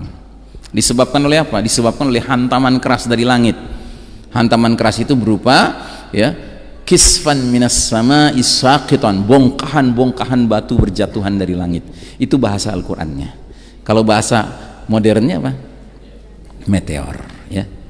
Jadi akan ada meteor menabrak planet kita, menyebabkan, ya, kepulan asap. Itu kalau pecahan meteornya jatuhnya di daratan. Kalau jatuhnya di lautan menimbulkan apa? Tsunami. Tapi tsunaminya bukan tsunami ece-ece, bukan tsunami kecil, tapi tsunami yang dinding airnya ratusan meter, kata ilmuwan astronomi. Kalau memang ada pecahan meteor jatuh ke samudra, maka dia akan menimbulkan tsunami yang dinding airnya 230-an meter, Pak. Maka kalau dia bergerak tsunaminya ke satu wilayah, ya terbenamlah wilayah itu. Makanya akan ada pembenaman bumi di barat, di timur, ya, akan ada pembenaman bumi gitu. Nah, jadi ada dukhan, ada dajjal. Dajjal ini fitnah yang paling dahsyat sepanjang zaman, sepanjang sejarah Bani Adam. Sosok manusia, tetapi manusia yang diberi Allah, ya, aneka keluar biasaan, kemampuan sihir yang dahsyat, ya. Kemudian ada dabbah, binatang melata yang tadi sudah saya sebutkan, yang ngasih tanda siapa orang beriman, siapa orang kafir. Kemudian ada matahari terbit dari tempat terbenamnya. Kemudian ada turunnya Isa ibnu Maryam alaihissalam. Nah, jadi kita umat Islam dengan kaum Kristen punya kemiripan keyakinan di akhir zaman akan turun Isa alaihissalam, kata kita, Yesus Kristus kata mereka, ya. Cuma nanti kita akan lihat siapa yang ketipu. Sebab Isa alaihissalam begitu turun nanti nggak nyari gereja, masuk ke masjid, ikut sholat bersama Al-Mahdi. Bahkan dia dorong Al-Mahdi jadi imam, dia jadi makmum di belakang Al-Mahdi untuk menyatakan dirinya datang di akhir zaman, tidak membawa ajaran baru, apalagi membenarkan agama Nasrani yang sudah jauh menyimpang dari ajaran aslinya Isa alaihissalam. Nah, Isa alaihissalam akan membunuh Dajjal. Isa alaihissalam akan mengajak semua orang kafir termasuk ahli kitab bertaubat mengikuti agama Nabi akhir zaman, ya. Jadi kalau Anda punya tetangga orang Kristen, ajak ngobrol tentang Isa alaihissalam, bilang kita punya keyakinan yang sama dengan Anda, ya. Cuma nanti kalau dia datang, dia akan mengajak semua orang masuk ke agama Nabi akhir zaman gitu. Bahkan dia hanya menawarkan 2 pilihan, aslim taslam, masuk Islam kamu niscaya kamu akan selamat dunia akhirat. Kalau nggak mau, diapakan sama Isa alaihissalam? Dibunuh. Kok ngeri gitu, Ustaz? Bukan soal ngeri, soalnya turunnya Isa alaihissalam tanda sudah injury time, waktu udah mau berakhir. Kan keterlaluan kalau ada orang kafir masih ngeyel juga, padahal Nabi akhir zaman udah datang sekian belas abad yang lalu, mending mati dia. Makanya nanti akan ada kafir-kafir tertentu yang mati nggak mau, masuk Islam juga nggak mau, ya kan? Akhirnya apa yang dia lakukan? Masuk Islam kepaksa. Sampai kapan? Sampai Isa alaihissalam wafat, dia murtad lagi. Nah lagi seru-serunya dia murtad, matahari terbit dari barat, ya kan? Dia mau ngucapin 2 kalimat syahadat lagi nggak diterima, too late, terlambat. Pintu taubat sudah tertutup. Baik, nah itu Isa alaihissalam turun. Kemudian Ya'juj wa Ma'juj, ini 2 umat yang dikurung di balik sebuah dinding yang dibuat oleh Zulkarnain ribuan tahun yang lalu. Dinding itu akan hancur di akhir zaman, di zaman kepemimpinan Isa alaihissalam, dan keluarlah Ya'juj wa Ma'juj dalam jumlah yang fantastis yang nggak bisa diperangi karena kita outnumbered, kita jauh jumlah kita di bawah mereka. Kemudian akan ada 3 pembenaman bumi, 1 di timur, 1 di barat, 1 di semenanjung Arab. Terus yang terakhir, api keluar dari Yaman menggiring manusia ke tempat berkumpul untuk mengalami dahsyatnya peristiwa kiamat. Nah, tanda yang terakhir yang ke-10 tidak akan dialami oleh orang-orang beriman, karena orang beriman sudah diwafatkan oleh angin lembut tadi. Nah, saudara sekalian rahimakumullah, para ulama punya perbedaan pendapat tentang urut-urutan 10 tanda ini. Ya, nah saya sendiri condong kepada pendapat ijtihad yang dibuat oleh penulis kitab ensiklopedia akhir zaman bernama Dr. Muhammad Ahmad Al-Mubayyad. Ya. Buku ini sangat saya anjurkan Anda membacanya, dan kita sediakan di depannya, Anda bisa dapatkan. Kenapa saya menganjurkan? Karena setelah saya membanding-bandingkan berbagai kitab tentang ilmu akhir zaman, saya menilai buku ini yang paling komprehensif dan paling up to date. Ya. Penulisnya adalah seorang ulama yang sampai hari ini masih hidup. Beliau orang Palestina, orang Gaza. Ya. Kalau Anda baca buku ini, bukan saja Anda akan mengalami transfer of knowledge, ya, transfer pengetahuan ke kepala Anda, tapi akan terjadi transfer of ruhul jihad ke dada Anda. Karena penulisnya orang Palestina. Tetangga terdekatnya siapa? Yahudi, musuh nomor wahid kita, sehingga dia kenal betul karakter dari musuh kita itu. Makanya ruhul jihad dia juga membara terus, ya, namanya kita bertetangga langsung dengan musuh utama, ya kan, mau nggak mau kan ruh jihad kita juga terpelihara, ya. Nah, jadi beliau berpendapat 10 tanda besar itu diawali dengan 3 tanda besar berupa bencana-bencana alam yang dahsyat. Dukhan, pembenaman bumi di timur, pembenaman bumi di barat, yang 3-tiganya pada asalnya disebabkan oleh hantaman keras dari langit, ya, bongkahan batu berjatuhan tadi, ya. Yang Dukhan ini ketika bongkahan itu jatuhnya di daratan, yang pembenaman di timur dan di barat karena jatuhnya di lautan, dan dia dihantam oleh tsunami dahsyat yang ratusan meter ketinggiannya, sehingga terjadilah pembenaman di timur dan di barat, ya. Kalau kita lihat surat Ad-Dukhan, diisyaratkan oleh Allah dari ayat 10-nya, fartaqib yauma ta'tis samaa'u bidukhanim mubin, tunggulah hari ketika langit mendatangkan kabut yang nyata. Yaghshannas, kabut itu akan menyelimuti seluruh manusia. Hadza 'adzabun alim, inilah azab yang pedih. Nah, yang jadi pertanyaan, kenapa Syekh Mubayyad berkeyakinan dari 10 tanda besar yang paling pertama Dukhan, yang padahal Allah menyebutnya itu azab yang pedih? Ya. Pertama, saya jelaskan dulu, pengertian azab yang pedih ini bukan berarti mengazab semua manusia, tidak. Yang diazab itu adalah orang-orang kafir dan munafik dengan asap ini. Jadi dalam hadis itu diterangkan, asap ini ketika menyentuh orang kafir, orang munafik, badan mereka membengkak sehingga keluar cairan dari lubang telinga, lubang hidung, lubang dubur. Makanya tokoh kafir Dajjal ketika kena dukhan, sebagian mukanya sampai meleleh sehingga dia menjadi a'war. A'war itu bermata sebelah, ya. Sementara orang-orang beriman itu sebatas mengalami zukmah, pilek, flu, ya. Nah, itu disebut azabun alim penjelasannya. Terus kenapa harus azab yang datang lebih dahulu? Karena kita yang hidup di babak keempat ini, era Mulkan Jabrian ini, menyaksikan peradaban manusia mempertontonkan kesombongan, kemungkaran, kemaksiatan, kezaliman, kesyirikan, kemunafikan, kekufuran yang luar biasa kepada Allah Ta'ala. Anda lihat gak peradaban manusia hari ini udah makin gak karuan? Anda lihat gak? Makanya ada ulama sampai mengatakan era modern yang kita jalani sekarang ini adalah era di mana dosa-dosa umat terdahulu semuanya numpuk sekaligus. Padahal dulu ada umat yang cuma ngerjain satu dosa, dikirim nabi, diajak taubat, nggak mau. Akhirnya nabi itu disuruh menyingkir dari negeri itu karena apa? Mau diazab habis negeri itu. Kira-kira kalau dosa umat terdahulu semuanya numpuk sekaligus, kayak apa azab yang harus dialami oleh umat manusia? Makanya saya kasih contoh, pengundang azab nih.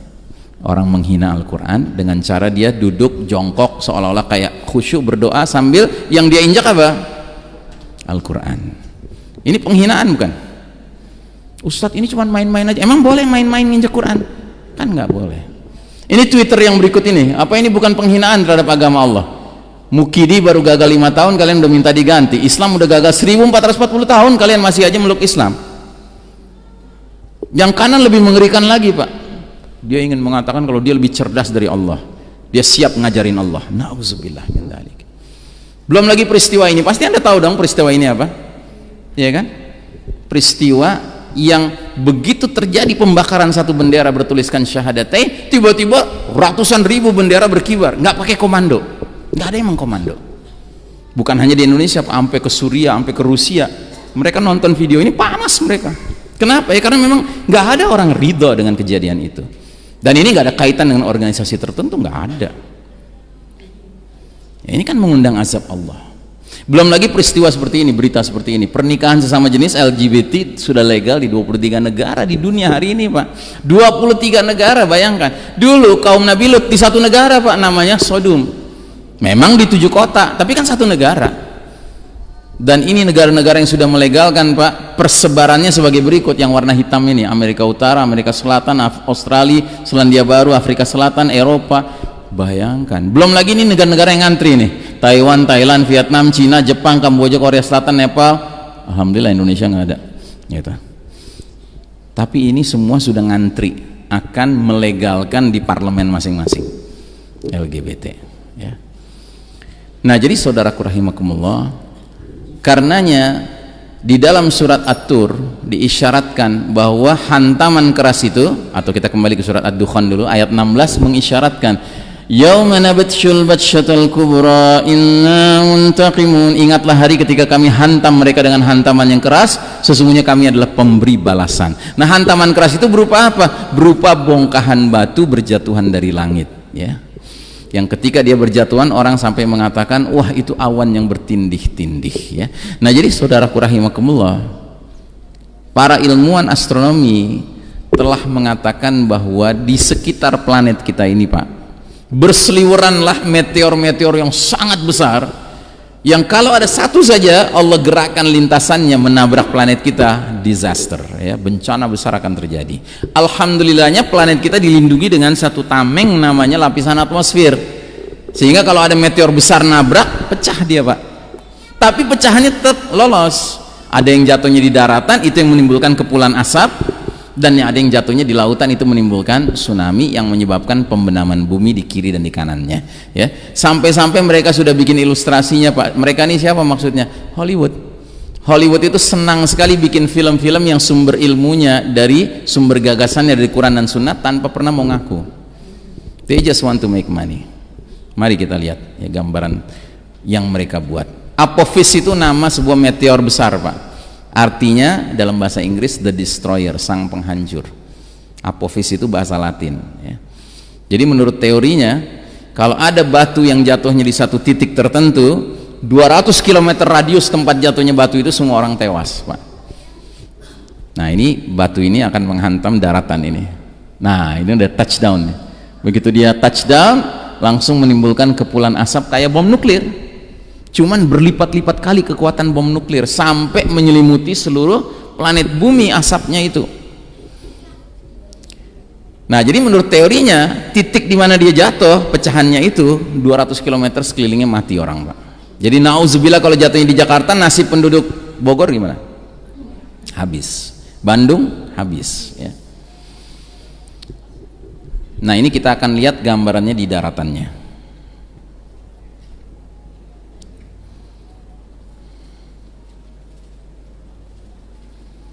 Nah, ini gambar di daratan. Kita lihat begitu dia jatuh, touchdown. Nah, dia menimbulkan kerusakan sejauh 200 km radius seperti ini. Ya matilah orang. Belum lagi pecahan-pecahan kecilnya yang berjatuhan seperti rudal-rudal ini. Ya.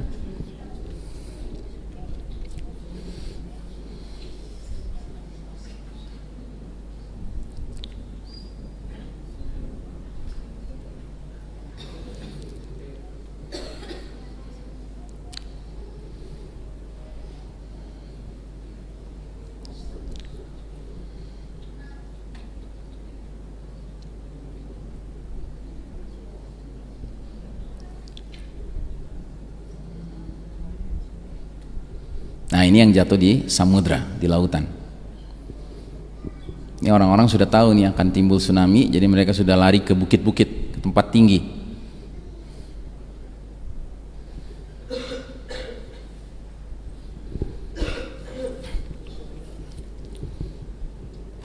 Nah, jadi begitu dia menghantam lautan, dia juga menimbulkan kepulan asap, tetapi kepulan asapnya bercampur dengan uap air panas.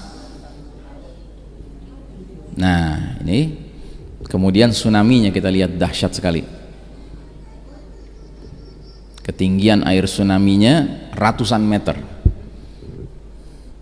Ini belum kelihatan, ini masih di laut ya. Nanti begitu menghantam kota di tepi pantai, dalam hal ini kota New York yang dihantam ya. Kita lihat pencakar langit tertinggi sekalipun itu kalah tinggi dengan dinding air tsunami-nya. Nah, ini kota New York-nya masih ada Twin Tower-nya, Pak. Karena film ini dibuat sebelum tahun 2001, sebelum 9/11. Statue of Liberty habis ya kan. Nah, itu lihat. Ketinggian dinding airnya melebihi ketinggian pencakar langit tertinggi di kota New York. Karenanya dia akan menyebabkan pembenaman bumi, Pak. Ya. Baik. Nah, jadi Nabi menerangkan bahwa bagi orang beriman yang terkena dukhan paling-paling mengalami flu. Bagi orang kafir membengkak sehingga keluar cairan dari kedua telinganya. Dalam hadis yang lain dikatakan bagi orang kafir dia akan mengalami kondisi di mana keluar dari lubang hidungnya, telinganya, duburnya cairan. Ya, sedangkan Ibnu Umar sampai mengatakan asap ini masuk ke telinga orang kafir dan munafik sehingga mereka merasakan kepala mereka seperti kepala hewan terpanggang. Ya, tersiksa sekali mereka. Nah, yang paling penting bagi kita adalah menyadari akibat dan dampak dari batsyatul kubra itu, hantaman keras itu. Pertama, dukhan, ya, kabut asap 40 hari 40 malam. Ya, gelap, kita mengalami kegelapan. Terus vast continental landslides, pembenaman bumi berskala benua. Ya, jadi kita perkirakan akan ada yang jatuhnya di tengah-tengah Samudra Pasifik. Bergeraklah tsunami dahsyat ke kanan 230-an meter tinggi dinding airnya, begitu juga ke kiri. Dia menghantam wilayah barat, Amerika Utara, Amerika Selatan, wilayah timur, Asia Timur. Sehingga tanpa bermaksud memastikan, pembenaman di timur akan meliputi wilayah seluas ini, pembenaman di barat wilayah seluas ini. Dengan catatan dataran-dataran tingginya mungkin masih tersisa. Ya. Jadi kalau Anda berpikir, oh kalau gitu Ustadz harus ada rancangan hijrah ke tempat yang tinggi, ke Gunung Semeru misalnya, atau Gunung Merapi, ya kan, silahkan, karena memang ada hadisnya. Nabi mengatakan di era penuh fitnah nanti tempat terbaik kalian mengungsi adalah membawa hewan ternak kalian ke bukit-bukit, ke tempat-tempat tinggi, ke gunung-gunung ya. Cuman jangan kaget kalau Anda bikin kampung akhir zaman di sebuah Gunung Semeru misalnya, atau di Gunung Merapi, nanti setelah kejadian ini dan Anda selamat, Anda tidak tinggal di Gunung Semeru lagi, tapi di Pulau Semeru, di Pulau Merapi ya, karena sekelilingnya air. Ngeri ya. Baik ya. Terus yang kedua, yang ketiga akan terjadi apa? Significant depopulation, pengurangan populasi planet bumi ini besar-besaran karena banyak yang tewas. Ya bayangkan, ini kan wilayah-wilayah yang banyak penduduknya kan. Ya. Apalagi negara yang Cina nih, kuning nih. 2 miliar sendiri. Makanya mulai diekspor paksa ke sini kan? Gitu. Nah, kalau kita ngerti skenario akhir zaman, kita tinggal bilang ahlan wa sahlan. Tinggallah di sini. Kalian bakal terbenam di sini. Gitu. Jangan kasih tahu supaya pergi gunung, enggak gitu, tinggal di pinggir-pinggir pantai aja, habis kalian. Cuma kitanya kemana, itu yang harus kita pertanyakan ya. Terus yang berikutnya akan terjadi global famine, kelaparan mendunia ya. Bayangkan 40 hari 40 malam matahari bersinar nggak bisa menyentuh tanah, akibatnya tanaman, pohon, tumbuhan nggak menghasilkan. Makanya ada riwayat yang mengisyaratkan kalau kalian sudah lihat bintang berekor di bulan Ramadan, kumpulkanlah makanan untuk 1 tahun atau sekuat kemampuanmu ya. Dan akibatnya orang karena semuanya kelaparan bisa saling berbunuhan memperebutkan makanan. Nah, yang keenam yang kita nggak pernah sangka-sangka adalah terjadinya shutdown of modern technology. Bagaimana penjelasannya? Batu besar, Pak. Pecahan meteor itu menurut ilmuwan akan ada yang garis tengahnya 2 km, Pak. 2 km itu 20 lapangan bola bagian panjangnya. Ya, dia bergerak dengan kecepatan tinggi puluhan ribu kilometer per jam sehingga mengakibatkan terjadinya gesekan dengan udara, itu menyebabkan induksi besar-besaran. Dan kata orang barat itu menyebabkan terjadinya EMP, electromagnetic pulse ya. Semua mesin-mesin kelistrikan macet. Sedangkan ahli fisika mengatakan tumbukan keras potongan meteor ke daratan akan merubah sifat zat-zat tertentu, kayak besi berubah jadi lengket, Makanya semua instrumen terbuat dari besi yang sedikit rumit nggak bisa dipakai lagi. Contohnya sepeda, rantainya besi, gearnya besi, nggak bisa dipakai lagi. Bedil, pelatuknya besi, pelurunya besi, nggak bisa dipakai lagi. Makanya Nabi sampai 3 kali mengulang-ulang kalimat yang sama, wa uttum min haitsu bada'tum. Kalian akan kembali kepada kondisi seperti sedia kala. 3 kali Nabi ulang-ulang kalimat yang sama. Para sahabat mendengar ini nggak ngerti, karena para sahabat nggak pernah mengalami teknologi canggih, nggak pernah pakai komputer, handphone, mobil, motor, pesawat udara, AC, listrik, nggak pernah. Nah, kita baca ini kita ngerti, oh akan terjadi shutdown of modern technology. Dan Syekh Mubayyad dalam kitab Ensiklopedia Akhir Zaman menggarisbawahi, jika peristiwa ini terjadi, ini bukan buruk bagi umat Islam, malah bagus buat umat Islam. Kenapa? Karena begitu dia terjadi di seluruh dunia. Akibatnya umat Islam bisa istirahat dari perlombaan ketertinggalan bidang teknologi menghadapi barat kafir. Sebuah perlombaan yang pada dasarnya nggak akan pernah kita bisa menangkan, Pak. Kenapa? Karena barat kafir nggak akan rela. Jangankan menang, Pak, setara aja nggak boleh. Nah, akibatnya nanti kita dengan barat kafir jadi setara lagi, dari 0-0 lagi, Pak. Ya, kalau sudah begitu, ya sambil kita sudah latihan tentunya, latihan memanah, latihan berenang, latihan berkuda, ya kan, niscaya kita bisa pakai kaidah orang Betawi, lo jual gue borong gitu. Kalau sekarang kita ngomongnya doang gitu.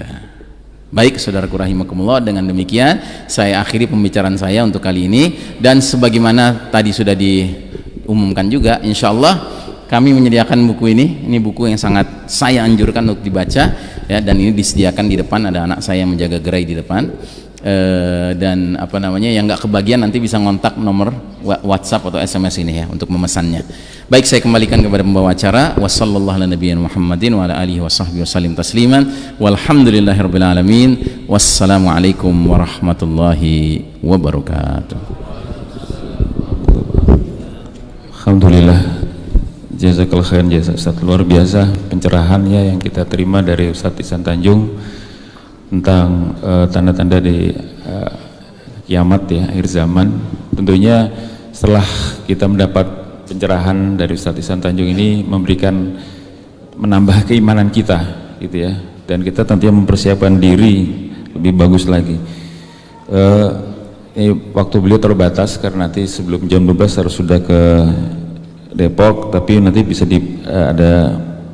diberikan pertanyaan 2 saja cukup. Nanti kalau yang masih ada nambah lagi mungkin bisa ini Ustaz, nyusul aja, nyusul WhatsApp atau gimana Ustaz? Nanti WhatsApp ya, mungkin Bapak Ibu hadirin jamaah bisa dicatat nomor Ustaz Ihsan Tanjung. Nanti kalau akan kontak beliau, nanya masalah-masalah yang tadi diterangkan atau hal yang lain. Oh ya, saya persilahkan kalau yang mau nanya, ini mungkin ada yang menarik juga Ustaz, tadi kan bagaimana kita perlu mempersiapkan diri nih untuk misalnya menghadapi akhir zaman. Nah, itu kan penting juga tuh. Ada yang mau tanya, saya kasih kesempatan di tempat Bapak. Ada yang mau nanya satu? Kalau nggak ada berarti sudah paham, sudah tidak perlu lagi, sudah siap menghadapi kiamat besar. Ibu-ibu nggak ada yang nanya, cukup. Ada yang nanya nih? Ini aja satu aja yang perlu, mungkin bagaimana kita mempersiapkan diri nih untuk menghadapi tanda-tanda kiamat besar tadi nih. Ini mungkin pertanyaan yang perlu diinikan ke kita, Ustaz. Ya. Ya, tadi sudah saya singgung ya, bahwa salah satu kewajiban kita sebagai umat yang ditakdirkan hidup di akhir zaman, khususnya di babak keempat, dan kita bersangka baik kepada Allah bahwa kita di babak keempat ini sudah tidak lama lagi, sebentar lagi akan menjelang babak kelima, ya kan? Maka kalau itu benar, berarti kemunculan Al-Mahdi, Amirul Mukminin fi akhir zaman, jadwalnya sudah dekat. Sedangkan kita tahu ada hadis di mana Nabi memerintahkan kita, jika melihat kehadiran Al-Mahdi, berbaiatlah dengannya. Ya, jadi itu satu perintah wajib, kita nanti harus menjalankan tugas itu. Berarti semua yang kita lakukan harus ada pemahaman bahwa kita mempersiapkan ke arah sana. Gitu. Nah, untuk mempersiapkan ke arah sana, berarti ada hal-hal kriteria yang harus kita penuhi. sebagai seorang hamba Allah yang layak disebut sebagai bahagian dari pasukan Al-Mahdi. Nah, diantaranya saya menyarankan silahkan Anda kaji surat Al-Maidah ayat 54 sampai 56. Ini biasa ayat-ayat ini disebut sebagai ayat-ayat pembahasan tentang karakter asasi dari atau sifat-sifat asasi dari jundullah, prajurit Allah, tentara Allah, ya. Ada 6 poin atau 7 poin, ya. Jadi Allah berfirman, ya ayyuhalladzina amanu may yartadda minkum an dinihi fasawfa ya'tillahu biqaumin yuhibbuhum wa yuhibbuna. Hai orang beriman, apabila ya di antara kalian ada yang murtad dari agamanya, maka Allah akan datangkan satu generasi yang punya kriteria. Pertama, Allah cinta pada mereka dan mereka mencintai Allah, ya. Jadi ini kriteria yang paling pertama nih. Jadilah hamba-hamba Allah yang mengharapkan kecintaan Allah dan senantiasa mencintai Allah. Nah, untuk Anda bisa mendapatkan kecintaan dari Allah, pelajari aja ayat-ayat yang ujung akhirnya adalah wallahu yuhibbu fulan fulan fulan, wallahu yuhibbu fulan fulan fulan. Allah mencintai al-muhsinin, orang-orang yang berbuat banyak kebaikan. Wallahu yuhibbus sabirin, Allah mencintai orang-orang yang sabar. Penuhi kriteria itu. Gitu. Anda akan jadi orang-orang yang dicintai Allah, ya. Wallahu yuhibbul muttaqin, Allah mencintai orang-orang yang bertakwa. Ya, penuhi kriteria itu. Terus yang kedua, adzillatin alal mu'minin, berlaku lemah lembut kepada orang beriman. Ya, kita di era penuh fitnah sekarang ini kadangkala gampang sekali muslim dengan muslim lain ribut, ya, nggak berlemah lembut. Beda pengajian nggak berlemah lembut, gitu. Ya. Bahkan ada yang menganggap ngaji itu harus di sini saja, di kelompok lain jangan. Nauzubillah, ya. Terus aizzatin alal kafirin, bersikap izzah. Izzah tuh punya marwah, punya kemuliaan diri di hadapan orang kafir. Jadi nggak merasa hina di hadapan orang kafir, nggak ngelihat orang kafir kaya terus ngiri, nggak ngelihat orang kafir punya kekuasaan terus ngiri, ya kan? Dan supaya bisa kecipratan kekuasaan juga nempel-nempel orang kafir, gitu, ya kan? Hina betul, ngejilat gitu sama orang kafir. Nauzubillah. Enggak, orang beriman itu orang yang punya marwah, punya pride, punya rasa kebanggaan iman di hadapan orang kafir. Terus yang keempat, yujahiduna fi sabilillah, mereka berjihad di jalan Allah. Jadi mereka tidak saja menjalankan perintah-perintah Allah dalam rangka ngejar pahala pribadi, tidak, tapi mereka berusaha menegakkan agama Allah ini, berjihad, berjuang di jalan Allah Ta'ala. Dia peduli tentang jatuh bangunnya agama ini, gitu. Terus yang kelima, wala yakhafuna laumata laim, dia nggak takut terhadap celaan orang yang suka mencela. Jadi mau dituduh dia intoleran, kayak dituduh radikalis, kayak dituduh fundamentalis, kayak teroris, kayak nggak peduli dia. Yang penting bukan Allah yang nuduh dia begitu. Kalau yang menuduh adalah orang-orang jahat, ya wajar, orang jahat mana suka sama orang baik, gitu, nggak ketemu, gitu. Terus yang keberapa? Yang ketujuh, ya, mereka menyerahkan loyalitasnya kepada Allah dan Rasulnya dan kepada orang-orang beriman yang loyalnya kepada Allah dan Rasulnya. Bukan sembarang orang beriman, tapi orang-orang beriman yang juga loyalnya kepada Allah dan Rasulnya. Nah, akibatnya kalau semua ciri-ciri ini sudah terpenuhi, dia akan masuk dalam golongan yang Allah sebut sebagai Hizbullah, partai Allah, kelompok Allah, pasukan Allah, golongan Allah, ya. Ya, dan Allah pasti akan memberi kemenangan kepada Hizbullah, ya. Wallahu a'lam bishawab.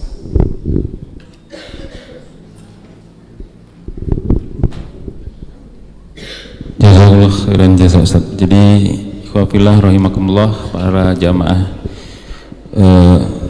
di musola Baitur Rahmah ini, saat ini sebagai satu informasi juga bahwa kajian ini diadakan oleh persaudaraan Muslim Banjarwijaya. Jadi ini perumahan Muslim Banjarwijaya ini ada satu masjid besar namanya Masjid Nabawi.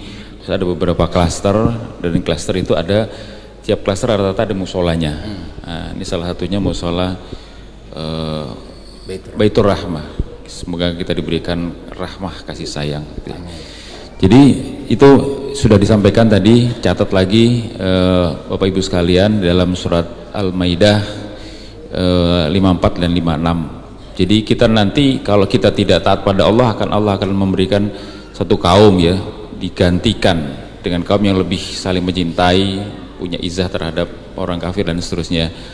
Fasaufa yatillahu biqaumi yuhibbunahum wa yuhibbuna, gitu ya. Saya kira gitu Bapak Ibu sekalian, kita cukupkan aja saat, ya. Kita tutup dengan doa kafaratul majelis sebelum subhanakallahumma wa bihamdika asyhadu alla ilaha illa anta astaghfiruka wa atubu ilaik.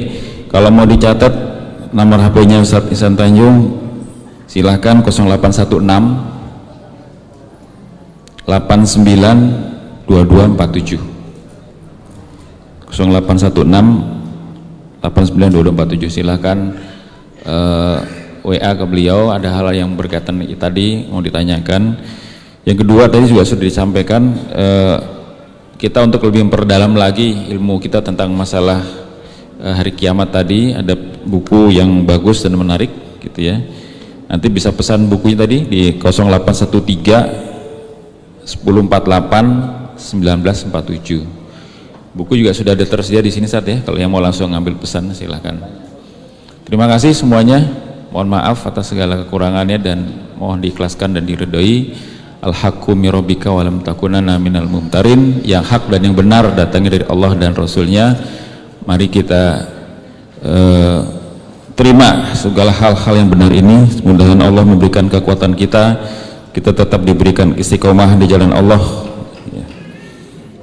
Kemudian ini juga ada pesan dari ibu-ibu, Sabtu depan, hari khusus untuk ibu-ibu, Sabtu depan hari Sabtu tanggal 13 April jam 15.30 ba'da asar di Musala Baitur Rahmah ini ada kajian muslimah, judulnya Berlomba Menuju Surga, Menuju Jannah oleh Ustazah Tini Rahmawati LC MAG.